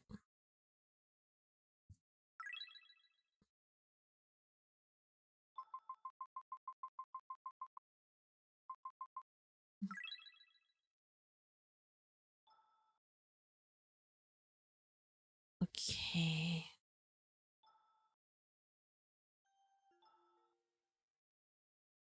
Goals from the previous day. Do you still want to open the window? No. Remains closed until you decide to open it again. Your sanity a little low. Maybe you should calm down a little.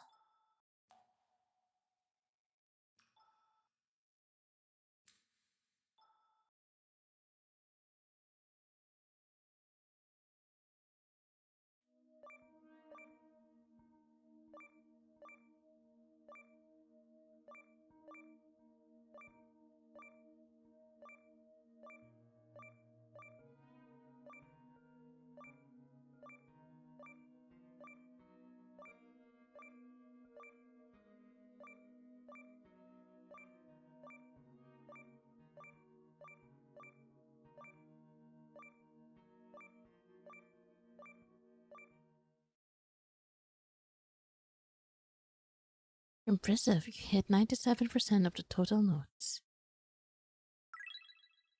Sanity increase.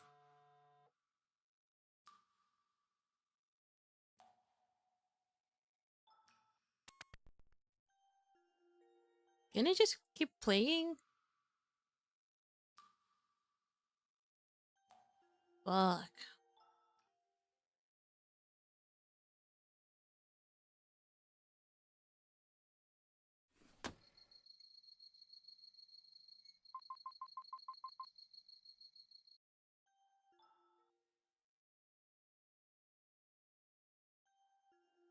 I am not sure if you should leave your fucking windows like that. Ah ha ha ha ha.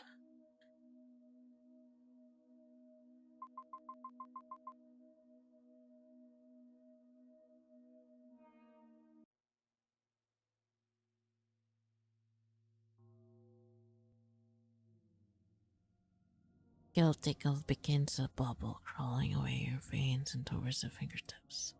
Your hands tremble like glass down as the flicker stuttering beneath the surface. What the?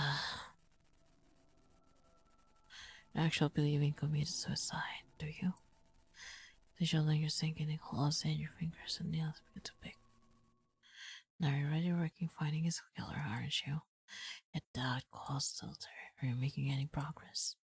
It whispers persistent. Who gave you the right to smile to feel any joy? And Kazuki is nothing more than ashes now. Your nails sink into flesh, staring at the guilt thoughts festering just beneath the surface. Claw at yourself frantic as if somehow you can scrape away the guilt. As if those phantom insects crawling beneath the surface will stop moving, will stop whispering. Scar in your hand shows and battling, tunnelling the wounds open again and fresh blood dripping down the wrist. Your head pounds the drumbeat of dread. A knock echoes from the door, soft but familiar called again. Wash away the dread crawling to your spine. You splash cold water in your face, but as you glance in the mirror, something flickers behind you, a shadow, a presence. Stomach twists violently, but red, and you hurl the tail launch into the sink. Without a light snap of darkness and close of the room, suffocating. The sound is louder, menacing hum of ventilator, and water filling the void, and then footsteps, something scrolling, someone. Someone's outside the bathroom door. Knocks. A voice calls out to you. Mama? It can be she's far away, she's too far to be here. Thumping crawls louder, squeezing to your bones. Don't want it hand beats more pain shooting into your arm. Kazuki? I'm sorry, please I'll find your killer, I swear. Mention nod flashes what's from your mom. Remember to call if you need help. Your heart clenches, a bitter slaps between your lips. Only that bitch. The then color gods through the fear, calling.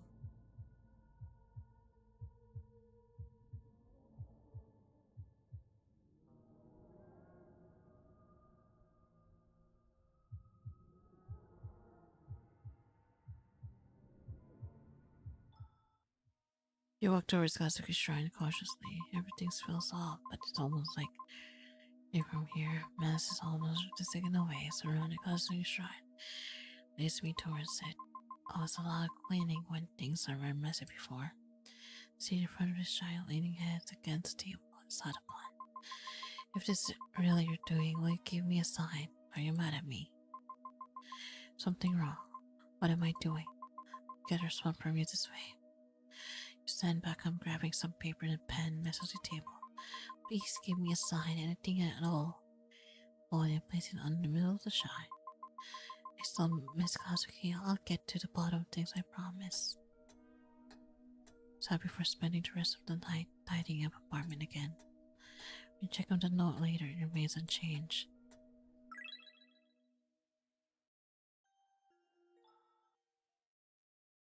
Jasmine through the air.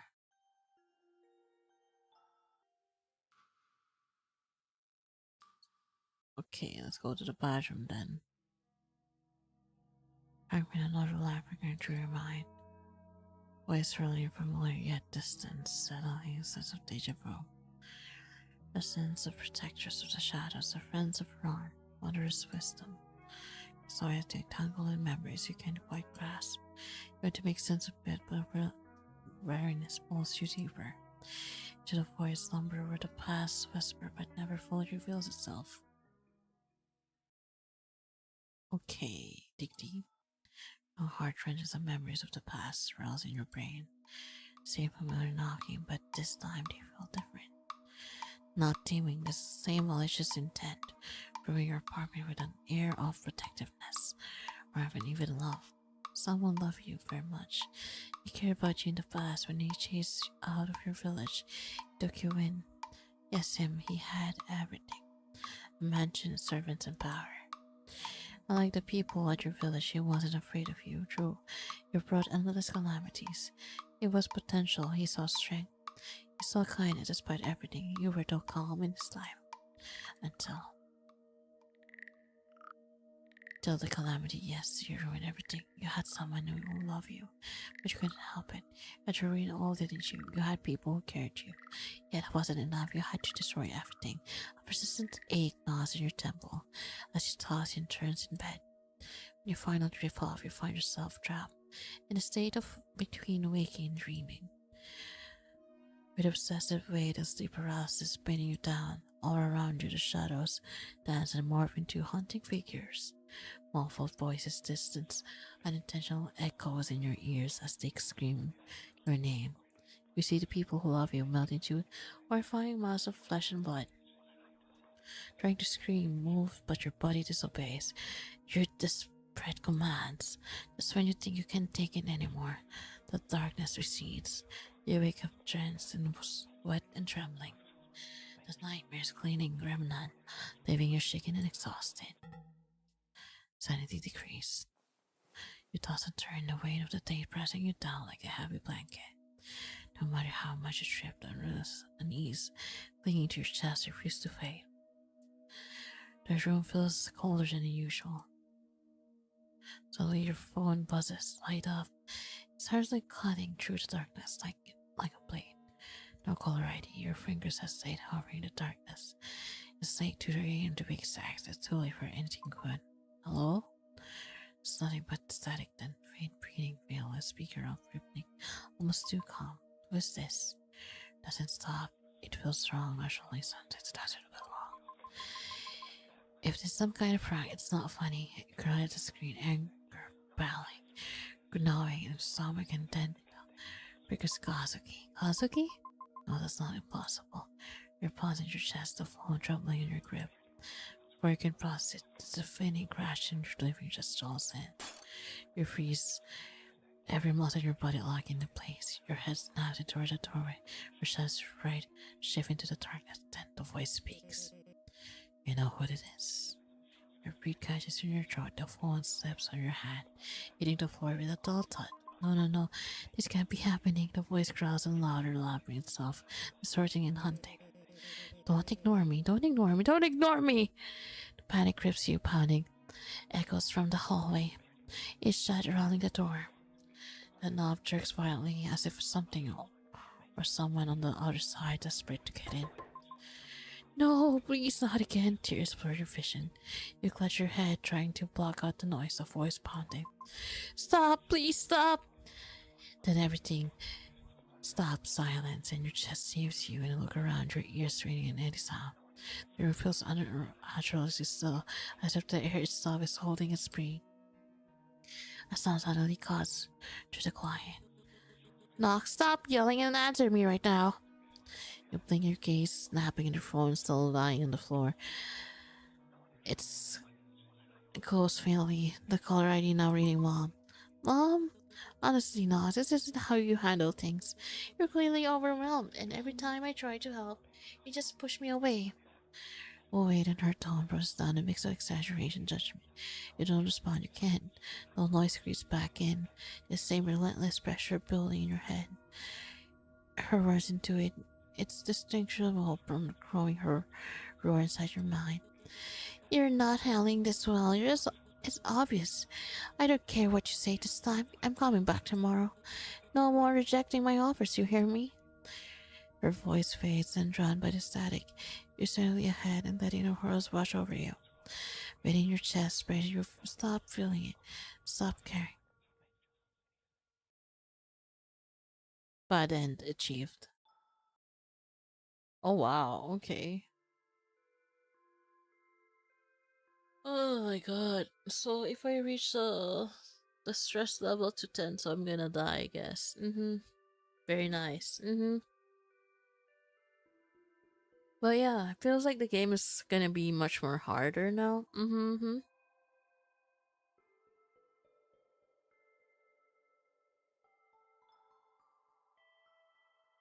I'm actually quite curious what if like I played the one that I played before.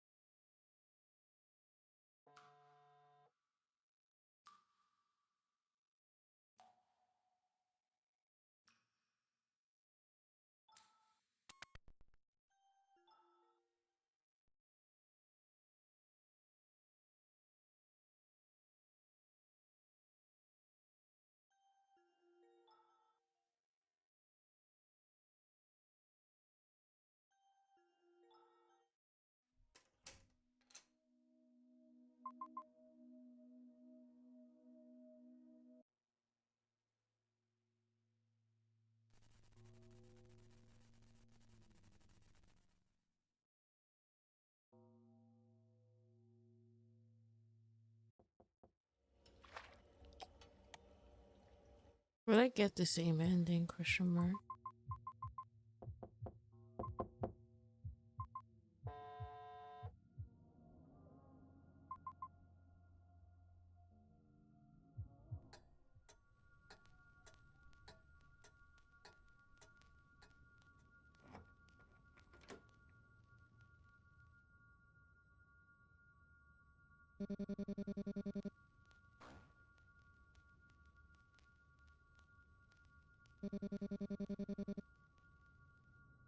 Hi Gideon. Hi, welcome. What the hell's going on in there?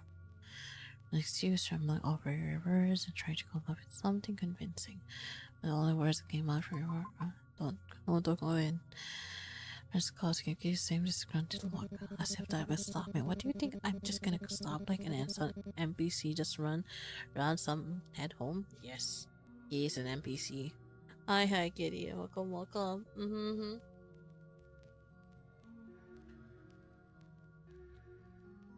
Step through the door, an apartment. Inside the apartment, still mess of letters of the floor and her amazed face. He walks into the shuttered face, expecting fragrantly calm demeanor, but peace inspected as if trying to figure out something of this mess. It's just a vase, friend. I don't know what's so special. Suddenly a noise goes to the altar and the altar speaking around and plunging into room darkness. I've been watching for a couple hours, but I also had dinner and other concerns. Oh, that's good. Your podcast and your stickly shelf fall behind Ren. Oh, Ren? As if you can feel him trembling slightly. Shut up, I've got this. Plus his hands started chanting quick prayer, the words spilling from his lips, rapid and almost realistic rhythm. The brief moment a familiar phrase speaks out from his strings and incantation. Keep it together. True, the room feels colder despite his supposed rolling chanting. Feels unnatural. Just then, pains that make us naked and drunk beyond. Feels the silence beside your ear. You barely make out the words, trust no one. Jump back in shock, letting yelp that breaks in rage. Damn it, calm down. You'll handle this. You come to freak out, but he quickly takes a deep breath and calms himself. Me too. Just stay quiet, let me focus. I know you're afraid, but you need to stay calm too. You're afraid as you watch him, even though he's doing his best to stay calm, you can see nervous tension in his moments. Takes a deep breath and miraculously light flickers back on. Huh? We have to use spiritual powers. Well, we all have our own talents. Got too much aside. If it was an elder, they could handle this easily.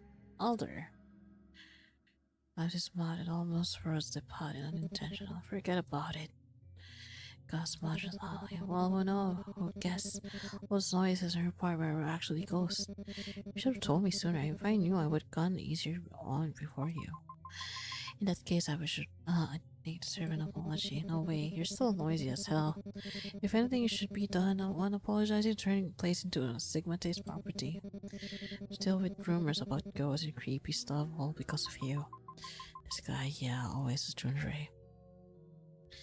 But blushing gave his cheeks. He paused a moment. So how do you know how to do all this? It's clearly not used. So I had a bad luck since I was a kid, but someone my master taught me about spirituality. Ren's voice softens, revealing a side of him rarely seen. I just want to help people like my master. Realizing he had intended for quickly treads behind. I called this theory, his voice returning its familiar. Don't get any ideas, I'm only doing this to stop the noise. You say we still thank you for your heroes, really cool. Plus, he quickly looks away. You're making a big deal out of it. Just in a moment, he mutters in a quieter tone. Take good care of yourself more. Responder turns and heads the door. Wonderful nervosity already fading as he slipped back into his visual demeanor. Ren increased. Okay, let's see.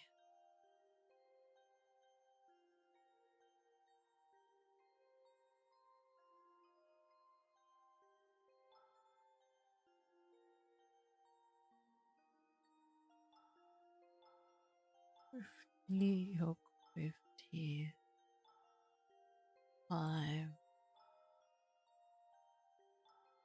50, 60.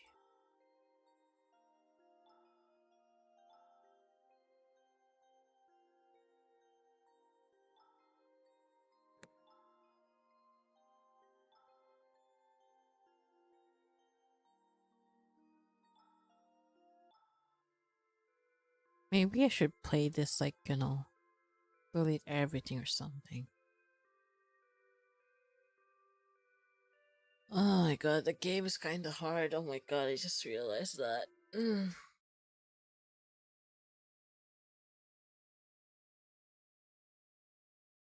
Oh, there's a hidden round, I see.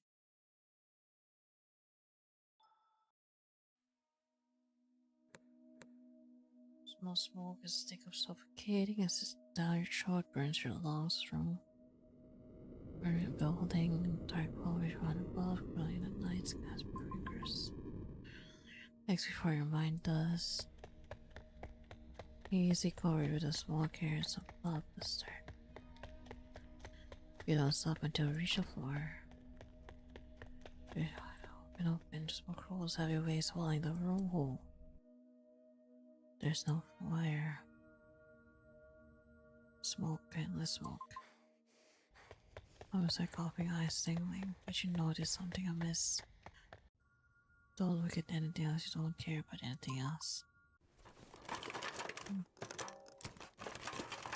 Fingers sucks create against holes through the red blood. You see.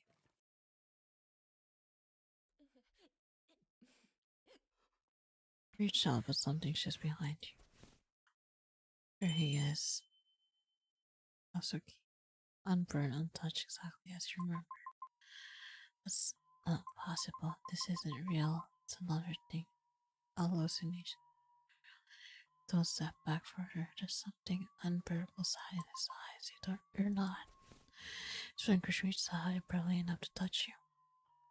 By your desperation to do this, his fingers pass through you. Cold spread through your body like ice water. He looks at his own hand, then back at you. His smile is not the same as the photo, it's much sadder. Already knows you're slipping away again. You're not supposed to be here.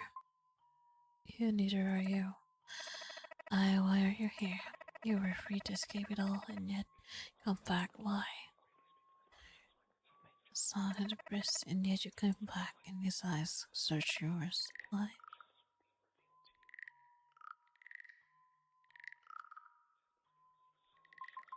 You save us. Us? This isn't right. You were free. Trying to escape this nightmare. Why would you come back? You were free. His voice is gentle as you remember, so kind.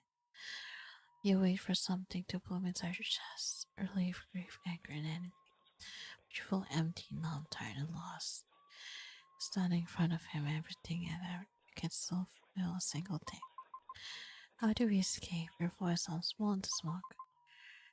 Where's the fire? Why is there smoke but no flames? Doesn't answer, just smiles at you. Same soft, patient, always for when you panic over anything. You don't belong here. You have to go, Kazuki. You were supposed to leave, still selfish as ever. Always following, always dragging people down with you. No. You think it revolves around your son as your broken little world. The world is named Kazuki's body moves out of sync. It's wrong. Because I played nice to your face doesn't mean I made it anything. You're insane. Static scream in your ears. You've lived this life before. This isn't Kazuki. Or is it? This is your home, right? It's your home. You live here. Home. With him. Smoke is gone. The walls are intact. Just as you left it. Everything looks normal. You're awake? Thank you for being here with me. There's something strange about the way he says it. like means more than it should. Kazuki? It feels heavy, your thoughts lost. What happened? Try to remember slips through your fingers. You don't remember much. He tilts his head slightly, still smiling. It's alright. He walks past you, fingertips brushing along the furniture. He pauses at the bookshelf to frame photograph at the kitchen counter. He studies each subject carefully, like he's cataloging them. He's making sure of something. He always had a hard time remembering the pleasant parts. It's still light, but something underneath it feels happy. Kazuki, what happened? He doesn't answer. He looks towards the window. The light doesn't quite touch him. For a moment, just brushing this line off with its movements. It doesn't matter. He turns back to you, still smiling. You're here now. That's what matters. The room feels steady and safe, yet there's something wrong, something missing. Maybe something added. You just can't remember what it is.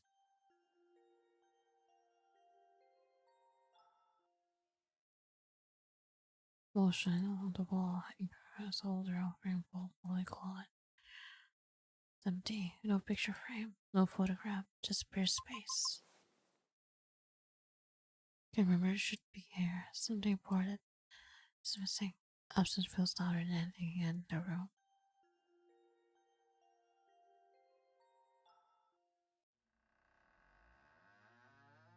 You push the you push open the bedroom door.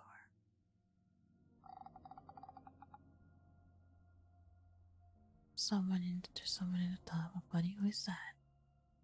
It begins to prison in, but suddenly Kazuki is behind you. Don't open that yet. There's still a roach inside. Care of it, that's not. I saw someone. He shake his head. You didn't. Grab you the nursery. Just look at you softly. Don't go in there. Roach, when you don't push, this is just what you wanted. Isn't it? Just a bit more. What's wrong, Kazuki? This isn't normal. What exactly is normal? This is what you wanted. Think so. Well, let's keep it that way. Whose head is this?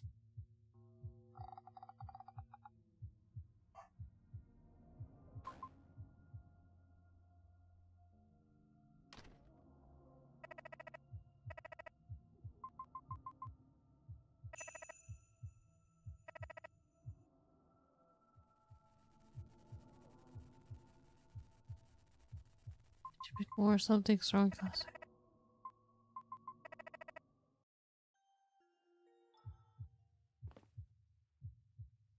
He neatly made folded softly lighting two pillows to his walls. I've been able to take care of it, loved. As it polished twists a handle harder, still locked. You pull it won't open, eventually you stop trying. Oh my god, am I experiencing a bad ending again? You step forward to the window. Outside, the sky is dull and heavy gray. Muted. Fields aren't the ones you remember. Street curves in familiar ways. Squint. This isn't. Things wrong. You've lived here, haven't you? The scenery feels like home in your stomach.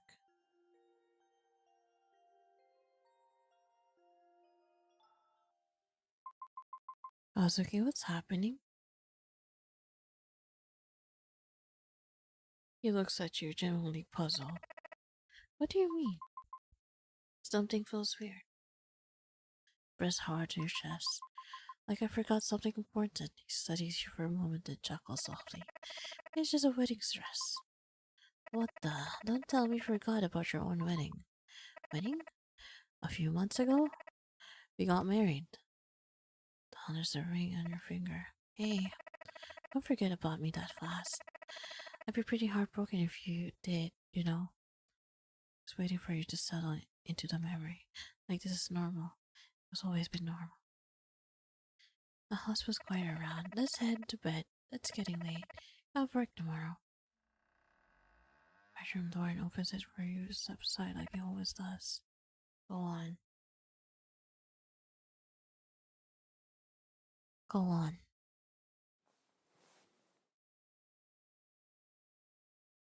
When you turn around, Kazuki's still standing by the doorframe. He doesn't step inside, but lingers.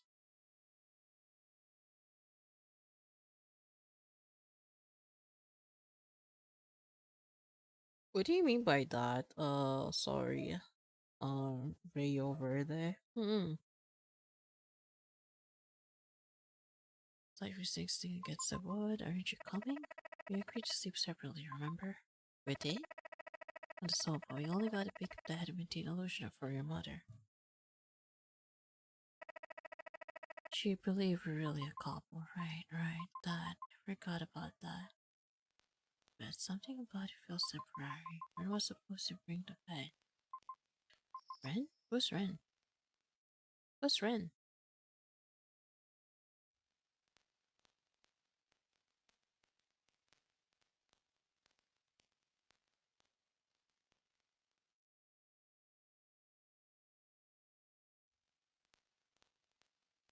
You press your hand to your head.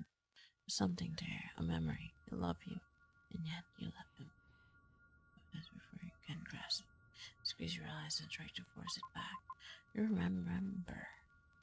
Just tightens when you open your eyes. The room is unchanged. You're watching it calmly, unmoving. You're overthinking. It's saying don't stress yourself over nothing. Step slightly to the hallway. Sight casts shadows across his face. I'll head to bed now. He speaks as if scheduled like nothing is amiss. You stare at him. Feels wrong, like picture frame slightly tilted, like Snog missing a note. Kazuki waits for you to respond.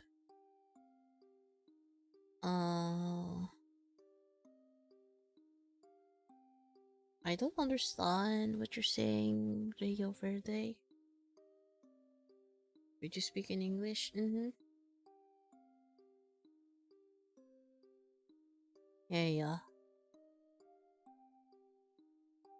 What a great voice to relax at night. You get top marks. Thank you. Kazuki for you to respond, still smiling, still gentle. You can't explain why your heart is beating so fast. This is what you wanted, isn't it? I miss you, Kazuki. I know I miss you too. Continue to dream a horrible red train, a train endless trails, rushing into the darkness. Rhythmic clatter echoes your chest. Something is wrong, something's cyclical repeating, but you can't make sense of it. Deep voice from people you think you should know. No, wait, you do know. You can't remain like this forever. You need a vessel. Is it a verse that you so close to her and yet still can touch her? This isn't your own selfish desire. She wants to see too. Why continue to deny her of what she wants? I want to disrupt it by speaking. I see. If I take another body, she'll be sad. She'll blame herself. I won't repeat this his mistake. You're not your brother. Exactly, that's why I won't do it. He was obsessed. He took my body for his own stupid obsession. I won't do the same. Assuming this would be against the vessel will, the body you're rejecting. I was very willing. You've hurt himself. What? He knew what he was stepping into. He understood the cost, and he accepted it. You're lying, am I? You love her as much as you did. You believe in her. You wanted to protect her. If becoming your vessels ensured her happiness, you consider that worthy trade. If that were true, it is, and you're wrong about one more thing. You think possessing a body is your own selfish desire. She wants this too. Do you think she would be satisfied you were stuck here with a person she cannot even touch? Do you think she wants that? After all, the suffering you've caused her. Why didn't I any more happiness? The vessels truly agreed. Completely. Kazuki exhales slowly and tension drains from his shoulders, replaced by something fragile whole. If this is what she wants, face confronts itself into it can be considered a smile. It is. Kazuki nods once, then I'll do it. Good. Kazuki, I need to hide the head. Why has it come to this? Why did you come back? I love you too, but this isn't right. This won't end well for the two of us. Please, please, I'll make sure you get out of here. Why did you come back? This is all your fault. I didn't mean to say it. No, wait, please, I didn't want to say it. No, no, no, no, don't make me say it, no. This is all your fault. You wake up to start your heart racing, scramble out of bed. Apartment dimly lit, but you immediately see Kazuki standing at the stove. Moving calmly precise rhythm, he looks up, smiled, and too bright, and your chest tightens. Kazuki, why did you wake me up early? It's already nighttime. What did my boss? Your boss? Who is your boss? What do you even work as? You reach to grab your phone, but Kazuki perks up. Today is the weekend. You were running at a high fever last night. I didn't want to disturb your sleep. But yesterday you said I had to go to work. Why would I say that if you were sick? I think you're misremembering things. Here, have a seat. I made you some dinner. You hesitate and shyly slide into the chair at the table. He comes close, brushing a strand of the hair from your face before giving your head a gentle, almost giving loving pat. Your cheeks warm instantly. Thank you. Don't worry so much. You've been pushing yourself too hard. Let me take care of this for once. Pick up instantly, glancing at the steaming food. You stare a familiar aroma with it. Something's up, but Kazuki watches you with such care. You bring yourself across to it. Did you make all of this by yourself? Of course. I wanted to eat something good, something that makes you feel better. Still not unsure what to rub in the kitchen. Softly glow the light, and a small, careful gesture. Kazuki starts to settle something in your chest, though you pause mid-bite and the flavor hitting you wrong. Something slightly metallic, faintly bitter, swirls within the soup. Your eyebrows knit together. Kazuki, this tastes strange. Ah, really? I just tried the new recipe. Maybe I overdid the spice. He leans closer, flickering his eyes, but there's still a small, warm and smile. Don't worry, you'll get used to it. I made it with you in mind. You blink, caught off guard and tenderness in his word. The taste may be odd, but the care behind it makes your stomach flutter in a way but never could. I guess I'll try to finish it then. Thank you, that makes me really happy. Pass your hand again, gentler this time. Sit across behind you. They quite warm in the moment to settle down to both of you. Even the food is strange, just the feeling isn't. You take another bite, suddenly cough, something rolls across your tongue, spit it out into a plate. A strange beat. You've seen this before. Haruki? The name escaped your lips before you can even do anything. Oops, I think one of your little accessories fell inside. You didn't accidentally swallowed it. Leans closer immediately, concern flashing in his eyes. Takes a bit from your hand with a careful emotion. Makes your heart skip. His knees shifted and he reaches for the beat, and you notice his arm tattoos indicate familiar. You've seen them before. Huh? Right, Han. What was I thinking about? Mind isn't something's wrong. These are not just his arms, not really. What are you forgetting? Why do you feel so uneasy? This is what you wanted, isn't it? He's here. Kazuki notices the way your fingers go slightly, the way your eyes won't quite meet his. If you can step back gently, pulls you into his arms. His unexpectedly warm, faint smell of vanilla wafting from his hair. It's been a while. His arms tighten just slightly around you. I'm glad I can hug you again. Again, what do you mean? There's a small pause. He pulls just enough to look at you. Sorry, you're always hesitant about physical touch. I know you were exactly a traditional couple. I should have asked first. I don't know what to come over me. Sorry. As slowly falls away, giving you space. Even though around it his embrace still lingers, it looks like an unfortunate sad puppy. Okay, I wonder if I should hug him back or should. or if I should not. What do you guys think? Mm-hmm. Hmm. I guess I should. You don't let the silence lingers, but before you can retreat any further, you step forward. A hand grasps the fabric and the shirt, folding him back into you. Kazuki stiffens in surprise. Then slowly, careful, his arm came across around you again. You don't have to wait. I'm not scared. You're not. You're not. I'm here. Script tightened just likely he's afraid. Might change your mind if you loosen it. Just wait into your shoulders. Then thank you. I've waited for this moment for so long. I guess I can't be altruistic. I'm so sorry if I'm not satisfied watching you from afar. I don't want to give you to anyone else. These words bubble within you, feel cold, so cold. Huh? You wanted to hear those words from him for so long. You want to hear from the real him. This isn't him, is it? Are you okay? Wait. Okay, be right back. I'm gonna do like, idle muting real quick.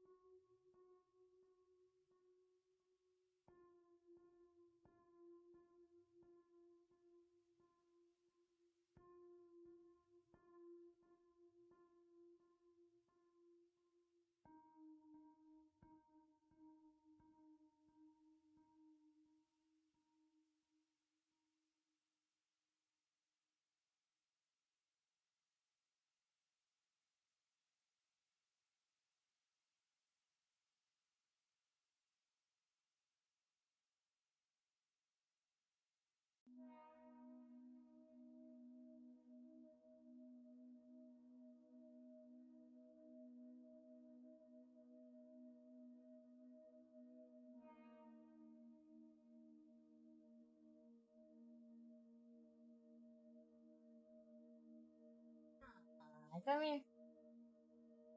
Chunky. No, I just went for the. for the idol meeting. Mm-hmm. I am not asleep.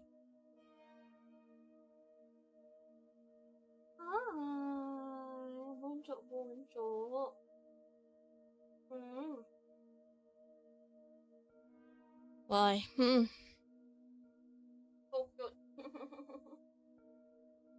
Hmm. Donkey, donkey. Hmm. Yes. Ah, bonjour. Chunky Chunky once said butts. Hmm. Chunky Chunky. Chunky Chunky. Chunky. Chunky Chunky Chunky. So cute. So cute.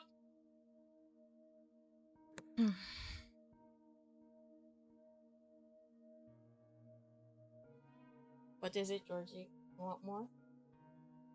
Why are you so cute? No, I didn't fall asleep live. I did mention that I will do a idol meeting. Mm-hmm.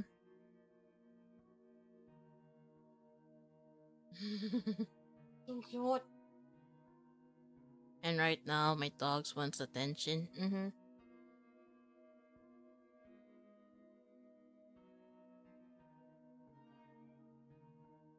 Not gonna lie, kinda. There are times that I wonder, should I do like a uh Georgie cam?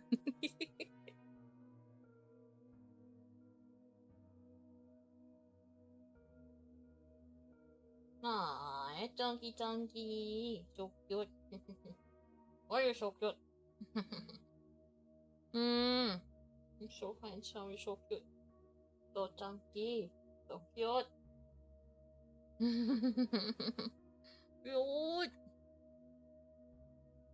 Mm, you want attention? Georgie wants attention. I'm sorry, guys, if I'm giving Georgie attention. Ah. Hmm.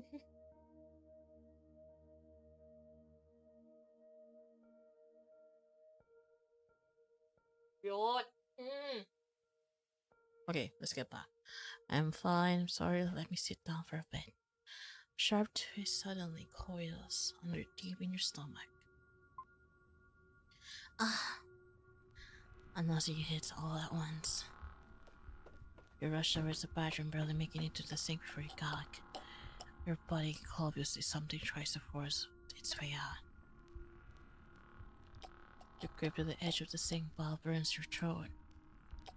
But something else comes up with it, a wet sound echoing against the porcelain. In the sink, resting so alive in the water, is a small glob of flesh. You've seen this before, you know you have. Kazuki grips your shoulders, steadying as your knees stretches to give out. Hey, hey, hey, did you eat too fast? Can't answer, stare at the sink. Sitting there, your stomach lurches again and you gag, but nothing else come up. As your back slowly curls and trying to soothe you. It's okay, just breathe. But your eyes don't leave the sink. But the longer you look at it, the more certain you are this has happened before. You grip the edge of the sink, knuckles pale. Something is wrong, Kazuki. Why are you acting so strange? None of this makes sense. The fever from last night must be coming back. You're exhausted, your body just reacting. No lie, it's okay. I'm here. Takes your hand. Same rod emanating from it, and yet you can't pinpoint what makes you feel uneasy. He is dismissive of you. He never did that when he was alive. What? When he was alive. Let's get you out of here. He guides you out of the bathroom, slow and steady like you're something fragile that might break if he moves too fast. But just before you cross the doorway, your eyes flick to the wall. You see it, a dark smear. A faint, almost blended into the shadows, but it's there. Blood. You stop walking. Kazuki noticed immediately. He grips tight slightly. Don't look. It's nothing. But the smears do deliberate. Too familiar symbol. Kazuki doesn't say anything else. He simply guides you back in the bedroom. You two share. You expect him to step to the doorway again, but he doesn't. Instead, he walks in with you this time. He helps you sit on the edge of the bed when he gently urges you to lie down. You need to rest. Barely have time to process it before the mattress steps inside you. Lies down to close than before, closer than he ever has. His arm slips around your waist, tentative and first, as if waiting for you to object. You don't. His body is warm against your back. He pulls you in a little more, resting chin lightly near your shoulder. Your face burns. Have you done this before? Has he held you like this? You try to search your memory, but it feels like flipping through blank pages. Your heart pounds loudly in your ears, but you don't fight him. You don't move away. You let yourself stay there, rubbing his arms, because this is what you wanted, right? Hi, Chris Cross. Good morning. Can I be open with you? I try to turn your head, look at him, but your body feels heavier than it should. I don't think you really want this. Or are you? In words when you fully come on, your eyelids drop.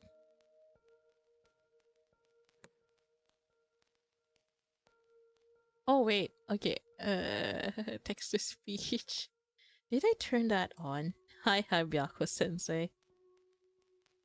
I think the text to speech is kind of broken. I didn't turn it on. I accidentally forgot to not to turn it on. My bad. Oh yeah, I did. Oh my god. Awkward.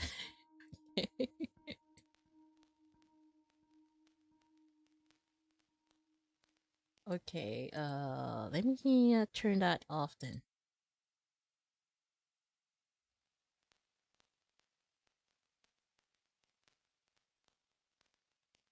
Okay, now it's off.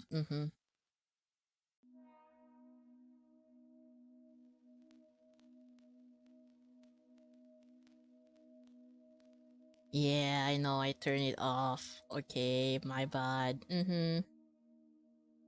Yeah. No. Not now. You forced them open again. I'm sorry, I'll able to say what if I want. I'll able to say what I want if Nox can read. I mean, okay, hear me out. I could turn it on. I could also turn it off. But the reason why I kind of don't want to turn it on because like there might be some brain rotted kid gonna put like brain rotted words on it. I kind of wonder if I should put it, or maybe I should put a higher price on it. Hey, yeah, there's a feature now, or like text to speech. But in case you guys wonder, I also fixed the ad thingy. If like someone wants some ad, have claimed the ad has been gonna start now. Ad time has been redeemed. See, I'm also gonna be alarmed that someone has redeemed it. Like, ta-da! Does that make sense?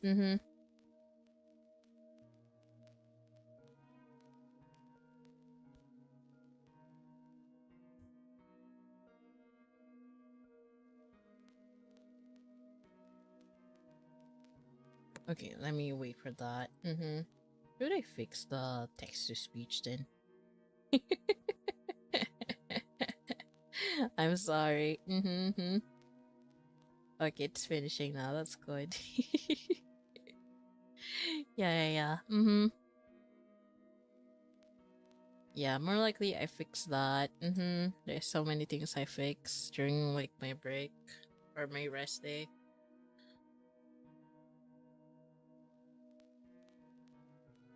I'm sorry.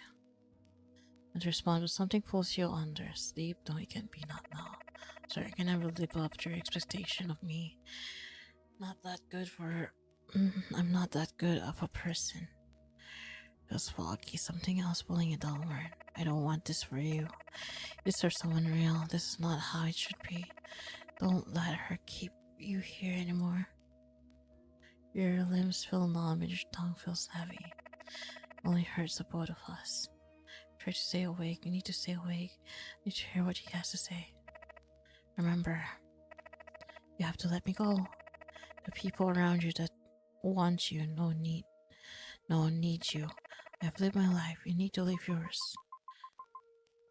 Kazuki, you're really my Kazuki, aren't you? Does it matter?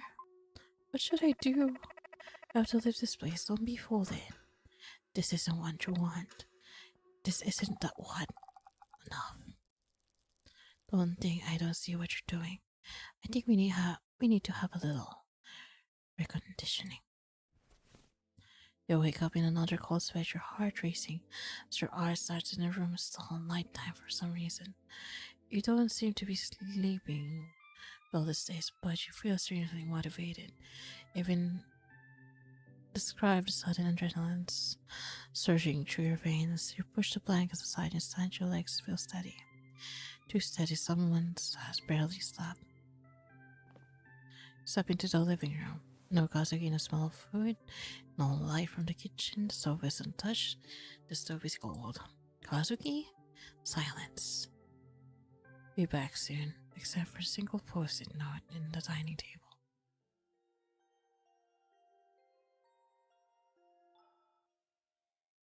The shrine looms before you, familiar yet unsettling. This time the frame possesses body. Kazuki? Why would this image be here? Frame slip from your grasp, rushing to the lower frame, echoing crack. Stomach twists. Something's very wrong.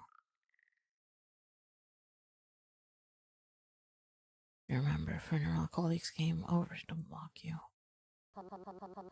Now they're wedding months ago.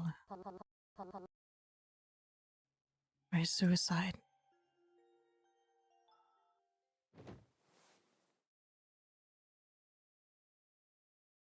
Jasmine, was it ever here? The day when you opened the window, the sickly smell just filled the air. The window smells overly this time. Sweat, the scent of jasmine crawling around you. You remembered him. Oh my god. Please let me in. Please let me in. It's cold out here. Please. What the? Right. That happened before, you remember.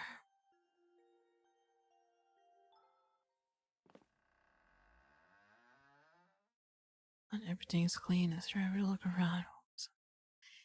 So nor except I don't remember this, but strange multicolored brown hair are stuck into trips on the wall. You look like yours, but not sure. Is this related to the body? What body? There's no body. Except there wasn't a body. You should trust him, right? Remember, there was a body. Your eyes weren't lying.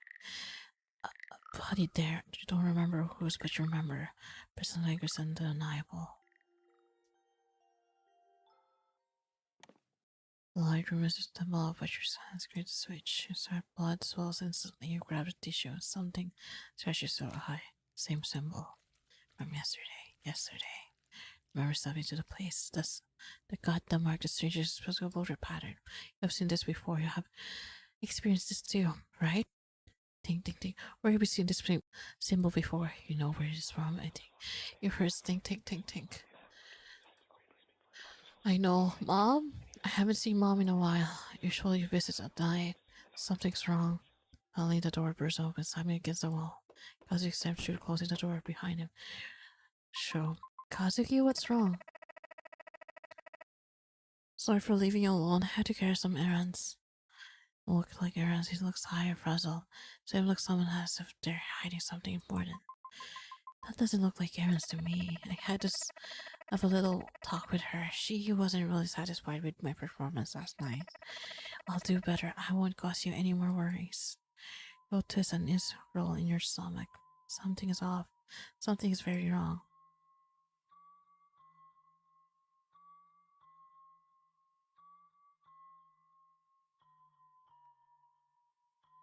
Okay, what should I choose?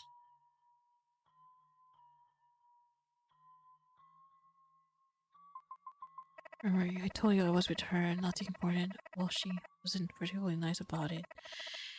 It's handled now. Where were you up to instead? I was like, are you sure? You look pretty beat up. I know. I'll be my best behavior now. I know I wasn't making you uncomfortable, saying weird things to you. Hands are shaking, you're pointing my eyes. I can feel something's really wrong. I said it's fine. I just need a moment to think. That's all. Guys, you're back. I'm glad to be back. Hope you didn't miss me too much. Look off. Are you sure everything's okay? I really don't worry about me. Please stop in the center of the room, still holding your hand gently. His eyes searching something unspoken. Tell me honestly, are you truly happy here? Because it seems like you're a bit discontent. It's like you're always looking for something. I am content, at least for now. Because she's not convinced you are. She wants to uphold her end of the deal. Tell me, are you happy here? Aren't I everything you ever wanted? Yes. Yes, you are. I don't know why I'm having these thoughts. I'm just confused keeping strangest memories doesn't feel like real here with you. But I'm happy.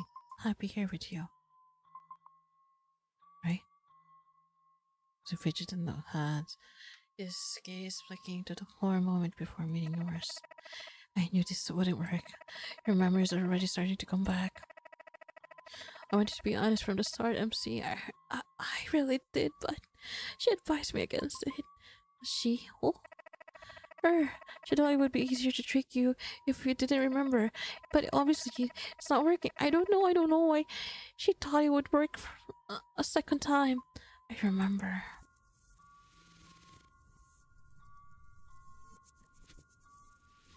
Flashes endless float again through the more round of your mind. Vision fast remember.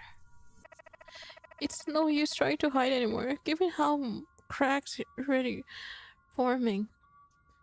Memories of the past were cutting much more ancient and ancient from the strain continued to bombard your senses. I can't remember his name.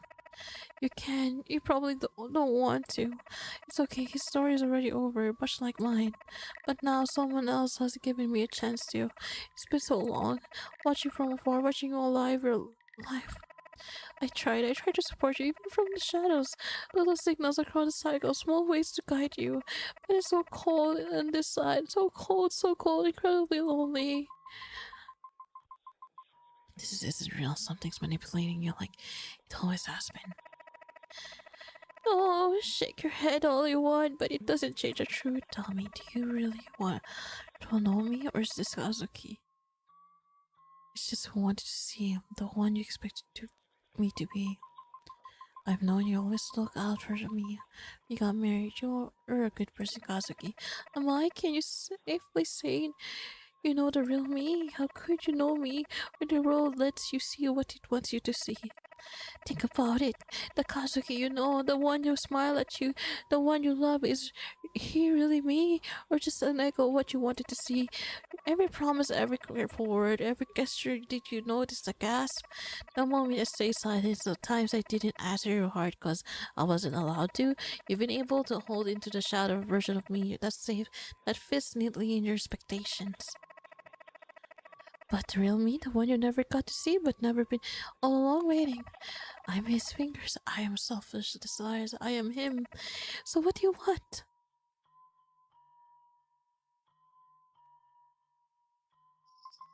I can't let go even it's not real you. I need this version. I need him. Kazuki's face tightens, mixture of sadness, resignation, something almost fun. Soft aside and step back slightly. You've been clinging to comfort. I can't understand well, and not really. I don't understand why he's so loved by you. If that's what you want, I'll play the part of you. Kazuki you love so dear, I'll be the version of him for you. But I need you to be sure. I need you to accept that this fate I truly want. I want you to know once and for all what you really think of me. Clive, you wrote me letters. You were always there for me, even if I only saw the good in you. It still meant something to me at all. A small kindness you gave meant more than any horrible thoughts of actions you did. Hey, come here. You're barking again. Come here. You want attention? Here, come here. Give me head pats. It's chunky, chunky. That's why I never stopped searching for the reason behind your death. Despite all that,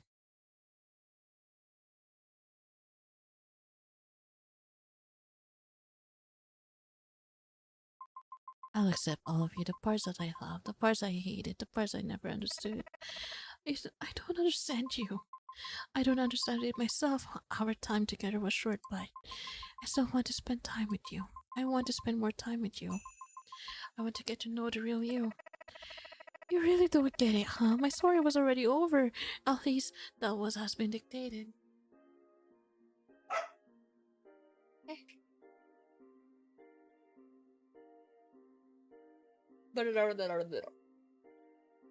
Oh.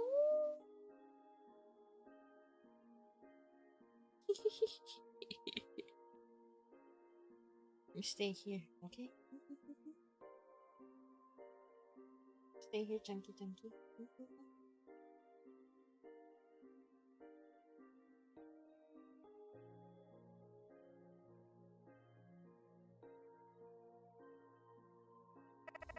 The loop has started with my dad. We can break the cycle, but we can't go back in time. But if we can, what if we can save you too? No matter how much you plead, can't change the past. It has already been set in motion. Can be undone. This is the best scenario, best case scenario for you. You get to live here in the fragile, cheap fantasy, and I'll play the part of the good, loving husband. You can keep believing in that. Isn't that how it's always been in the other outcomes too? What do you mean outcomes? There's no end to it. It keeps looping. Every choice, every outcome, they're all connected. That's why you offered his own body this time. In the grand scheme of things, none of this matters. We're all subjected to the whims of fragile God. I don't think I understand. You don't, but they do. So you see, what we have now, right here, right now, is all we can get. Is all we're allowed to have. So please stop acting like some heroic damsel yourself who can save the world.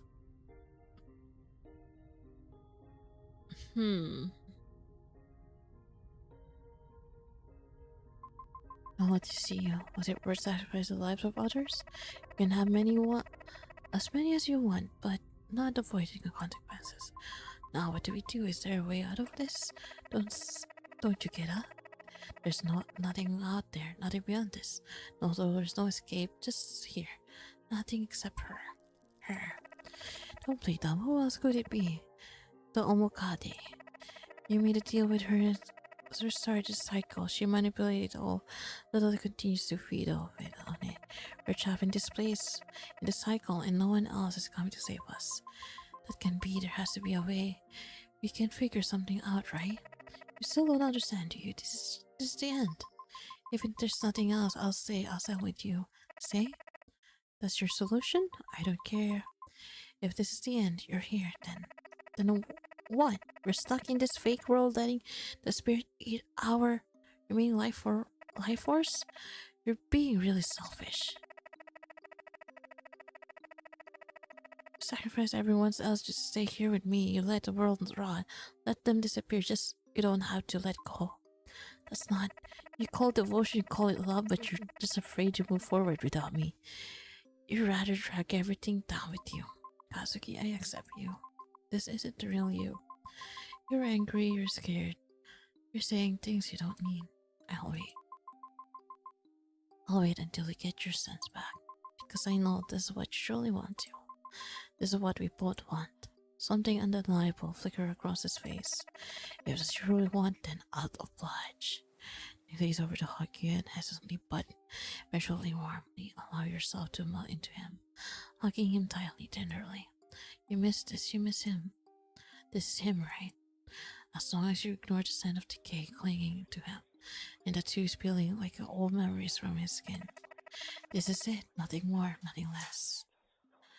Your embrace lingers, time feels spent, the world outside ceases to exist. Bandit achieved. This is what you wanted, isn't it? Hey, come here. Oh my god, why I keep having bad ending? Fuck.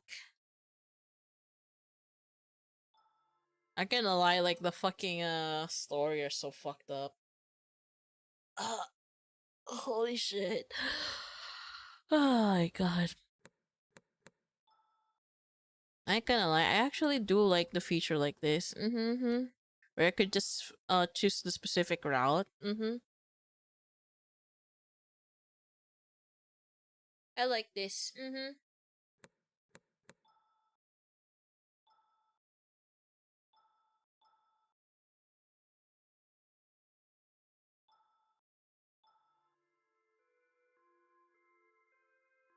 It's so crazy they have the bug menu.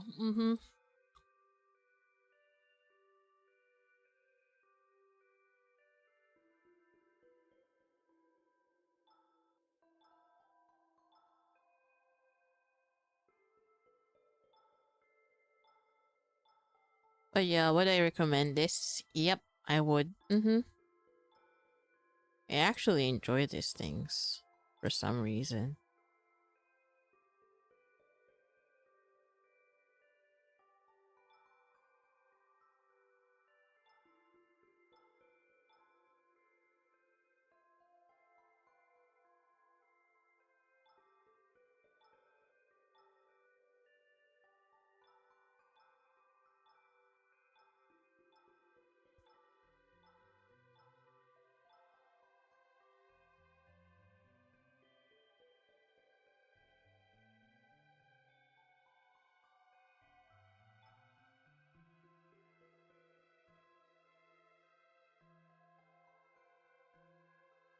Oh yeah, this is Ren, I remember.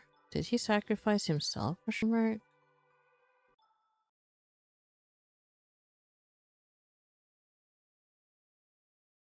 Then what's like the good route then? But anyways, I'm not gonna lie, like the game of this game kind of fuck up. Do I like this game? I actually okay. Not gonna lie, it actually did give me like a chicken skin and a goosebump. I would recommend like you guys checking this out. Yeah. And not gonna lie, like the choices that I guess like I chosen, like I choose the hidden route start. Okay. Kind of fucked up. It's kind of making me. It kind of gave me headache all along. Does it mean all along I'm actually like crazy? Is that what it means?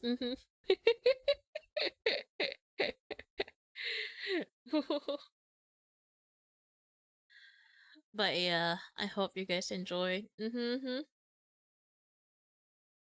My God, I like the graphics though. I like the phone feature, where it's like you could check email and stuff. Does that make sense?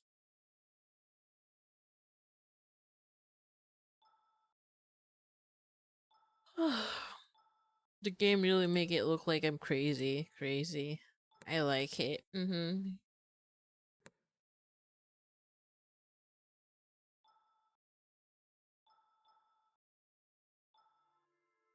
But yeah, I like the debug menu. I don't know why, but yeah, very nice. Very nice feature to add.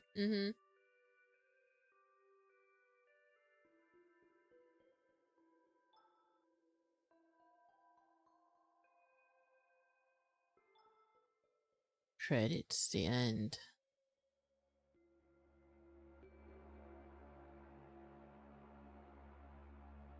Oh, I see. There's so many people on them.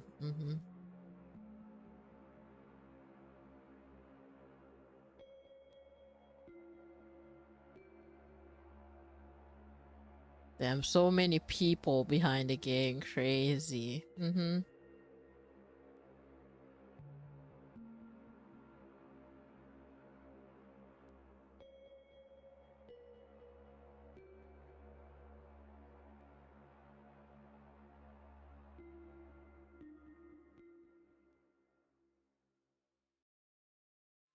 But yeah, that is the Lover's Enigma. What does the debug menu do to get unstuck if there's a bug? Actually, no. It's more likely like a cheat code, or like a cheat area. If like the game is too hard, you could just, I guess, like probably choose this, like whose route they want to start with. Yeah. But the one that I tried was the hidden route start. Not gonna lie, it kind of gave me a headache, like the game. It sounds so psycho. Sounds like the. I really like what they did here. It's gonna fuck you up somehow. Yeah. If okay, hear me out. If guys have Doki Doki literature, I guess girls have now this game. It's not like a yandere type of shit, but it's more likely it's gonna fuck you up psychologically. Does that make sense? Yeah. Not only like the game is scary, in case you guys didn't know, it actually gave me chicken skin. Yeah, game gave me chicken skin. It gives like eerie vibe. And not gonna lie, that is a really well polished game. I like it. I might need to make like a a gameplay of this, but not on stream or something, in case like some people want me to play this or something. Yeah. But yeah, I would recommend playing this game. I would recommend.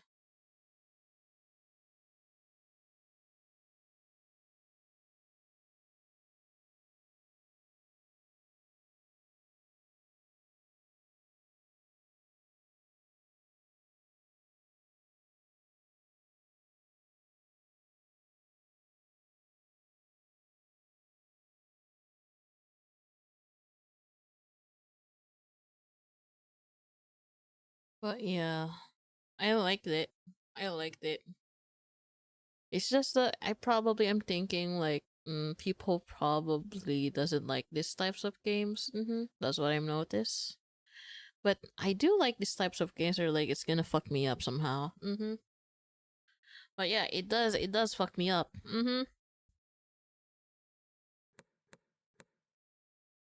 I liked it. The thing that kind of throws me off with the game is just like the story is just too long for me. Like, hear me out. 2 days, like it already like cost me like freaking like 2 hours. Let's just say 2 hours then. Like that's just like day one and day two. That costs already like 2 hours. What more if like I gonna play like the whole route? Which is I played the demo game. It's 5 hours or 6 hours. Yeah, surprisingly, that's how long the game it is. Just a demo game, by the way. But this is the full game already.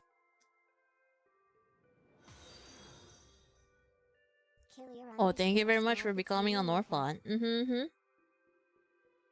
Hi, Killer Smile. Welcome. But yeah, I would recommend this game. Yeah. It kinda just fucked me up in some way.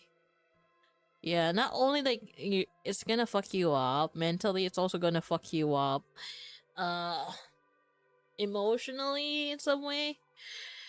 And not gonna lie, I kind of feel scared. To the point I got chicken skin from playing this game. Yeah. I know, right? Thank you for the wiggly eyes.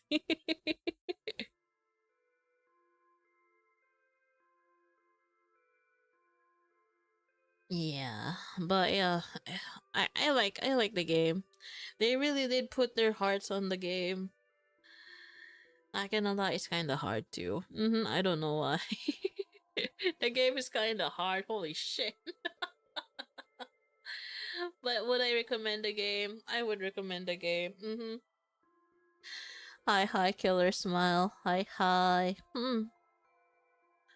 Yeah, I noticed like it's not everyone's cup of tea. Like this game. I know. Usually, I bet like you guys like me to play those other games or like horror. It is horror too. It's just a visual novel type. I mean, like the main game is like visual novel, but it's still horror. Yeah. But the horror of it is like similar to, I guess, Doki Doki. But instead of like it's Monica, it's actually Ghost and stuff.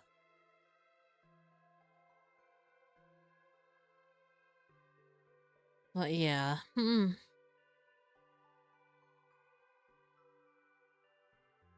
Would I recommend this? I mean, I would recommend this.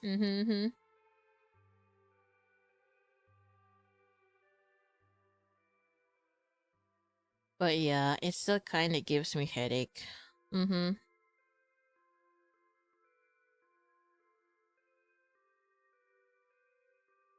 Hello, Killer Smile. How have you been? And I think I'm gonna end stream because I'm hungry. I'm feeling weak. Hey, but I do hope you guys enjoy. What is this? Okay. I guess like it's just delayed, Lamal. Everything here is delayed now. Crazy.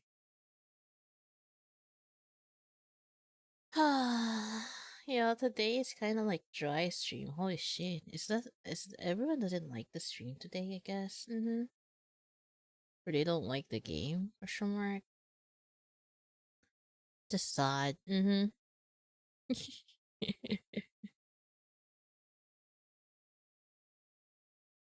But anyways, thank you very much for watching. Don't forget to hit like, subscribe, and notification bell, and I'll be seeing you guys tomorrow, I guess. Yeah. Bye. I don't know. Like I'm gonna do like a community day or something. I'm still thinking. Well, thank you for the head passenger, good lad. Thank you. Yeah, or maybe everyone's just busy because it's Saturday. Oh, did I stream on the wrong time then? Or like the wrong day? Oh, where everyone is busy. Crazy. Yeah, I think like I probably just streamed in the wrong time or wrong day or something. But anyways, I'll be seeing you guys tomorrow. I guess like what you guys can hi Renjiro, hi. Welcome. Yeah, I'm about to end stream now. Yeah. I feel tired, man. But anyways, I'll be seeing you guys tomorrow. Yeah, I think I need to rest. Yeah. Anyways, bye. Wait.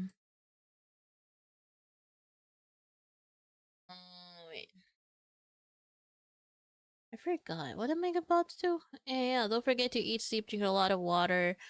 Don't forget to take a bath. Also, don't forget to take care of mental health. If you guys want to support me, because I'm a full-time anime girl, go watch the VOD without skipping the ads. And the other way to support me is availing memberships. You guys gonna have cute badges with cute emotes. And the other way to support me is I can't remember. Oh yeah, via Stream Elements or Streamlab. I have those now. Yippee!